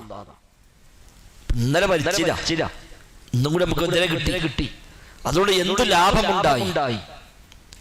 ഒരു ദിവസം ഏറെ ജീവിച്ചാൽ ഒരുപാട് ഖൈറുകൾ ചെയ്യാൻ കഴിഞ്ഞു എങ്കിൽ ആ ജീവിതം ലാഭമാണ്. ഒരു ദിവസം ഏറെ ജീവിച്ചിട്ട് കുറെ വേണ്ടത്തരം ചെയ്തതാണെങ്കിലോ ആ ദീർഘായുസ്വാന് നഷ്ടമാണ്.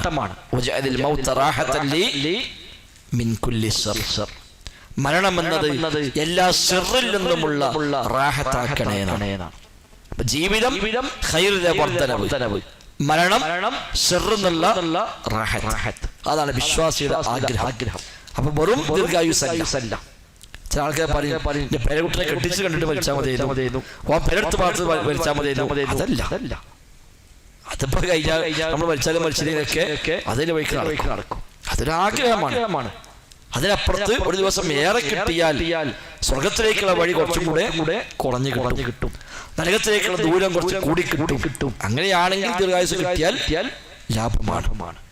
ഇല്ലെങ്കിൽ ദീർഘായുസ് നമുക്ക് നഷ്ടമായി മാറുകയും ചെയ്യും. അത് നമ്മൾ നല്ല ആയുസ്സിനെ വിനിയോഗിക്കുക. എത്ര കാലം കിട്ടും, നാട്ടിലൊക്കെ സാഹചര്യം എങ്ങനെയൊക്കെ മാറി വരും, അതൊന്നും പറയാൻ കഴിയില്ല. അപ്പൊ സ്ഥിരത നോമ്പായാലും എന്തായാലും അവരെ സംബന്ധിച്ച് ഒന്നും ആലോചിക്കാൻ പോലും പറ്റുന്ന ഒരവസ്ഥ അല്ലല്ലോ. ഒരു കഴിവത്തില്ല, പള്ളിക്ക് പോകാൻ വയ്യ, നോമ്പ് തുറക്കലൊക്കെ എന്താ പോലെ അവസ്ഥ. അല്ലാഹു വഴി അങ്ങനത്തെ ഗതിയൊക്കെ നമ്മുടെ നാട്ടിലൊക്കെ വന്നു കഴിഞ്ഞാൽ അവർക്ക് കലാപുണ്ടായാൽ എന്താ സംഭവിക്കുന്നത് പറയാൻ കഴിയില്ല. വരും നാളുകളിൽ നമ്മുടെ ഭാവി എന്താ പറയാൻ പറ്റില്ല. നമ്മൾ സ്വസ്ഥമായി പള്ളി വരെ ആരെയും പേടിക്കാനില്ല. ഇതൊക്കെ നിൽക്കാൻ നിമിഷങ്ങൾ മതി. ഉള്ളതിനെ കിട്ടിയതിനെ പരമാവധി നന്മയിൽ വിനിയോഗിക്കുക. അതാണ് ബുദ്ധി.